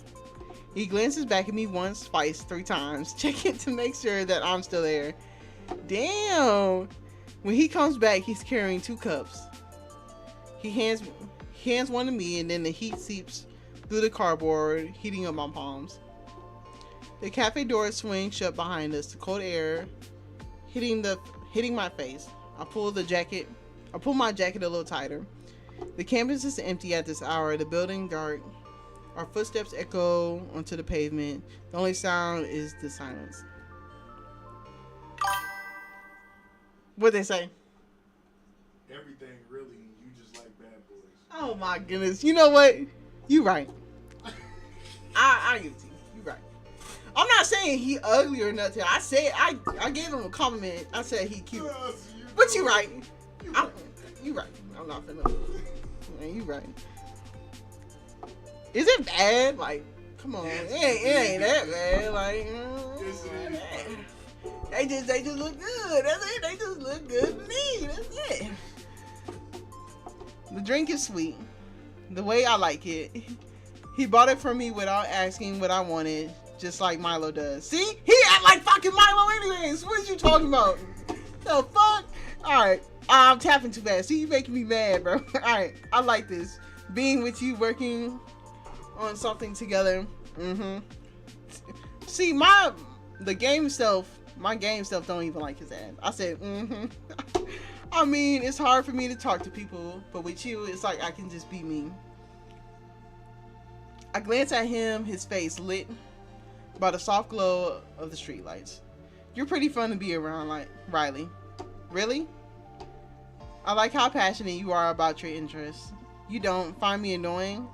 I know I tend to ramble on a lot. It's cute. He ducks his head, damn. But I catch him smiling. I catch a smile spreading across his face. His hands come up to hide it, but it's no use. If you could create anything, what would you make? Create? Art. We're too busy with assignments and practice and all that. What if we had time for our own work? I take another sip of the drink, savoring the taste of sugar on my tongue. Something about how it feels to be alone. I used to feel that way too. He tucks a strand of hair behind his ear. Before I found something to focus on. Your art? Art helps, yeah, but not the same as having someone who sees you for who you are. We walk together in silence. I notice you really seem really anxious lately. I pause. Avia, is there something on your mind? I should tell him about the list, about Heart Echo, about everything. The words are right there on the tip of my tongue. But I can't. You can tell me. I'll keep it a secret. What'd he say? Oh, he's so sweet. God. Fucking dick rider. You're a dick rider. You know that? Dude. You're a fucking dick rider. Why they gotta be a dick rider? They dick riding right now. I'm not gonna hold you. Because they don't like the shit you like. You know what? Let me get to this ending. I'm finna power through. Keep on playing. Keep on playing me. I'm gonna press He's through a everything. solid looking guy, bro. I'm not saying he ugly, but he not better than Milo and Anthony and Cal. All 3 of them. So you okay with dying, but they just gotta be fine. He not gonna kill me. Milo wasn't trying to kill me. Yes, he was. No, he had wasn't. chains, ain't He just chained me in there so he could spend time with me. Oh, girl, get the fuck. No fucking way you just said that. I was ignoring his text for like 3 days. So, are you telling me if I change you in a room with a menacing grin? But You it was said a I'm just doing sexy it just to- grin. It was a sexy look down, menacing grin. It wasn't like, no, I'm gonna kill your bitch ass. Yes, And it I got a was. knife in my Yes, hand. it You, was. He chained the door. he did. Now that was extreme. I'm Milo, you ain't gotta change the door. You just gotta call me. I got He you. did.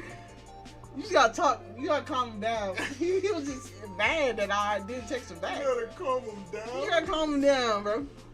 Yeah, you bad, bro. You terrible. I'm bad. Yeah, you terrible. My bad. You know, Dang, he gone. Alright. He's standing here like he's waiting for something, for me to say the right words, for me to give him what he's been waiting for. You don't trust me, do you? It's not about trust. Then what is it? I look away. Nothing. Forget I said anything. For a moment, he's quiet. His fingers curl at his sides. I'm sorry.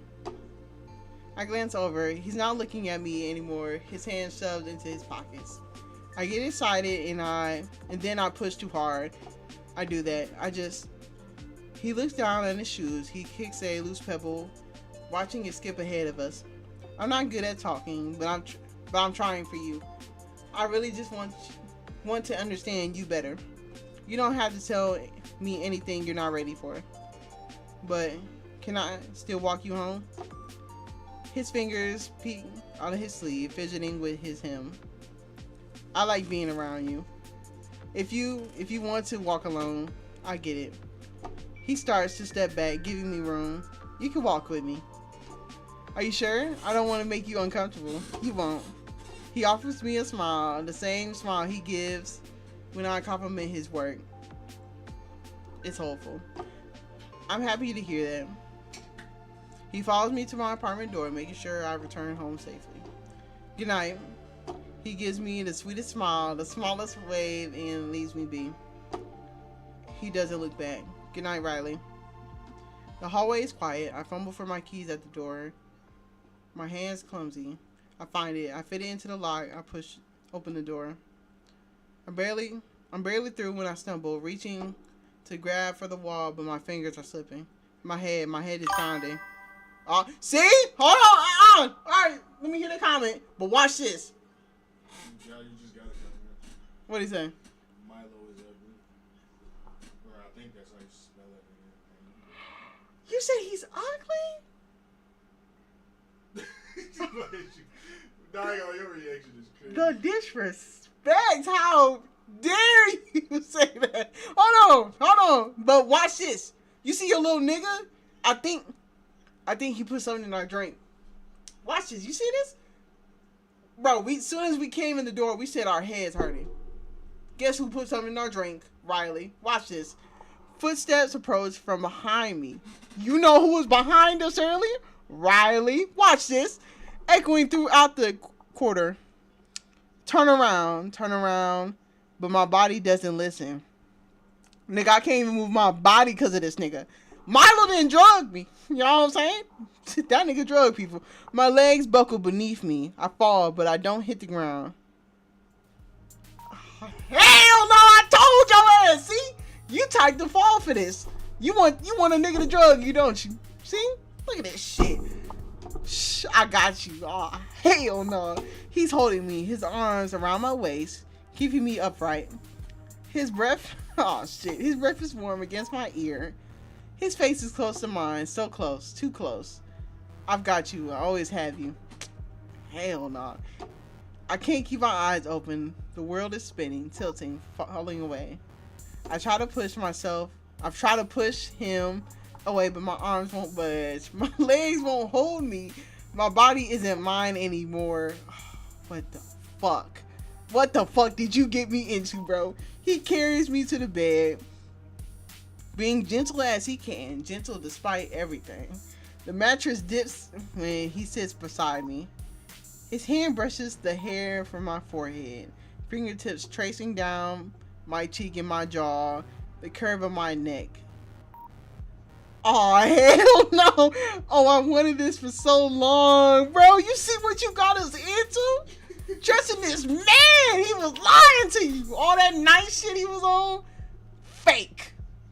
Fucking fake. Oh, look at him. Bro, he's finna... I gotta say it. He's finna assault you. Oh, shit. This is you now. This ain't me no more. This is you. We playing you. You fell for it. All the shyness is gone. Burned away by desire. You're just to just be with you, to have you all to myself. I try to call out for anyone. My tongue feels thick. What'd he say? Yup, what'd he say? I wanna hear it. What'd he say?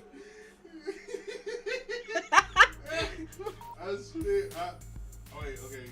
I guess I'm just summing up with this. Mhm. Shit's crazy. I'm still, wait, I still stand on my comment. You have horrible taste in guys. It's sad. Well, you know what? You have horrible taste too. You're in the same boat as me. You fell for this, and now you're finna get fucking. You're finna get it. I'm not gonna. You're finna get it, buddy. I'm not finna hold you. Try not to call out for Anthony for anyone. My tongue. Okay, I read this. There's no need for that. I'm right here for you. He gently strokes my head. It should be soothing. It should be comforting. It's what he wishes it to be. I'll take care of you. I'll take care of everything. You're mine. You'll always be mine. From the first moment we met, from when we bumped into each other, I knew you're mine to love. Blonde hair still looks better. You know what? With glasses off, he do eat. I'm not in those. I'm with you. He do look fine. Actually, I might have to get a screenshot with him. Eyes. Hold on. Yeah, I gotta get a screenshot of him with eyes. He look cute. I ain't gonna- Hey, good shit, bro. We got our hero, Anthony. Yes, sir. Fuck that. Yeah, fuck Riley. We got Anthony. That's our main nigga number 2. What the hell are you doing? Anthony beat this nigga ass. Riley hands freeze in my hair.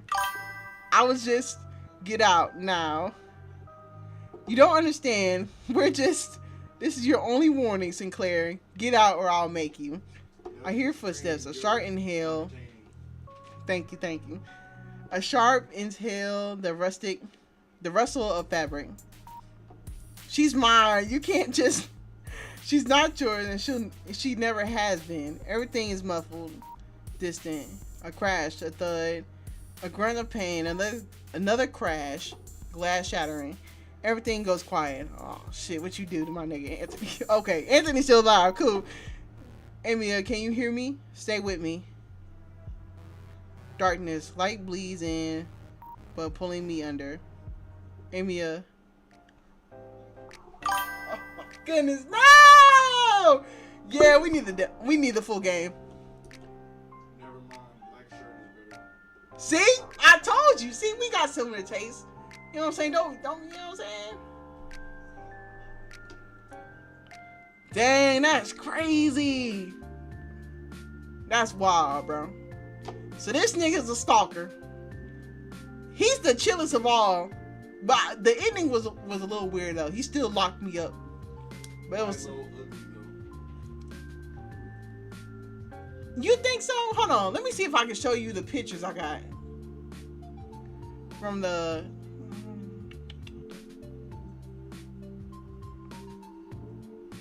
Let me see.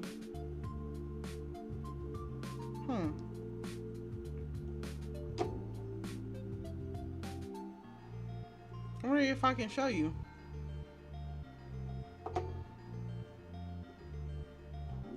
I think I can. Damn. Nope, I can't. Alright, I'm gonna show you the screenshot I got though. Dang, that's crazy. Hold on, I gotta show you the picture then. You not finna play around. Hair over my 1,000x times. You're so sorry, bro. It make no sense. Let me see, bro. Nah, hold on. I'm finna help you out.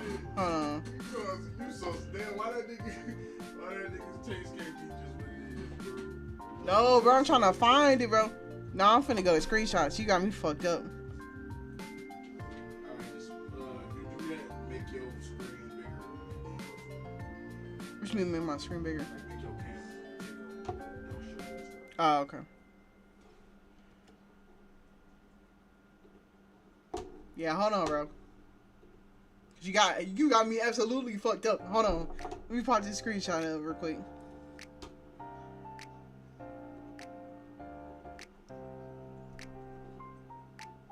Where that?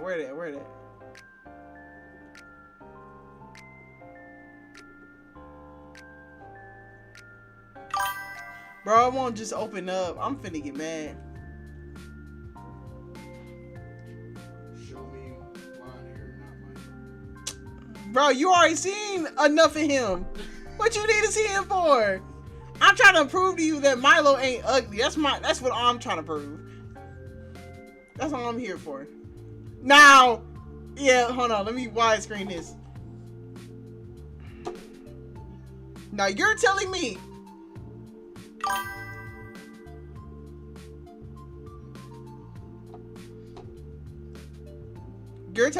that this nigga ain't fine. This don't give you fine when you look at him. You ain't like, damn, he fine. He kind of, he look fine. Ain't nothing coming at you. You don't think this is sexy? Don't mind the chains on the door now. You know what I'm saying? Block that out. Well, I don't Block it out. Now, I don't know if this comment was delayed or if it's now, but yes, he is. Yeah, there we go. I see. I knew I liked you. You just had to get a little push out of head. You know what I'm saying? That's all I had to do, bro.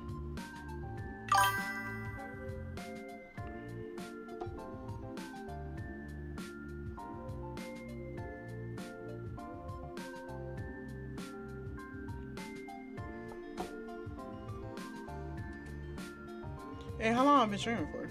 Damn, that was 3 hours? Shit. Alright. See, yeah, ugly.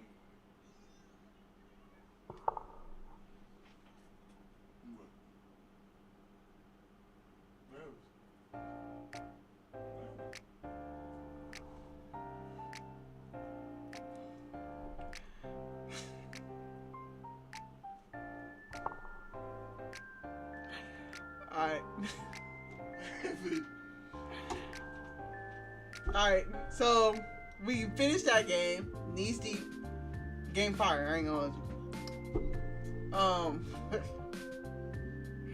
Alright.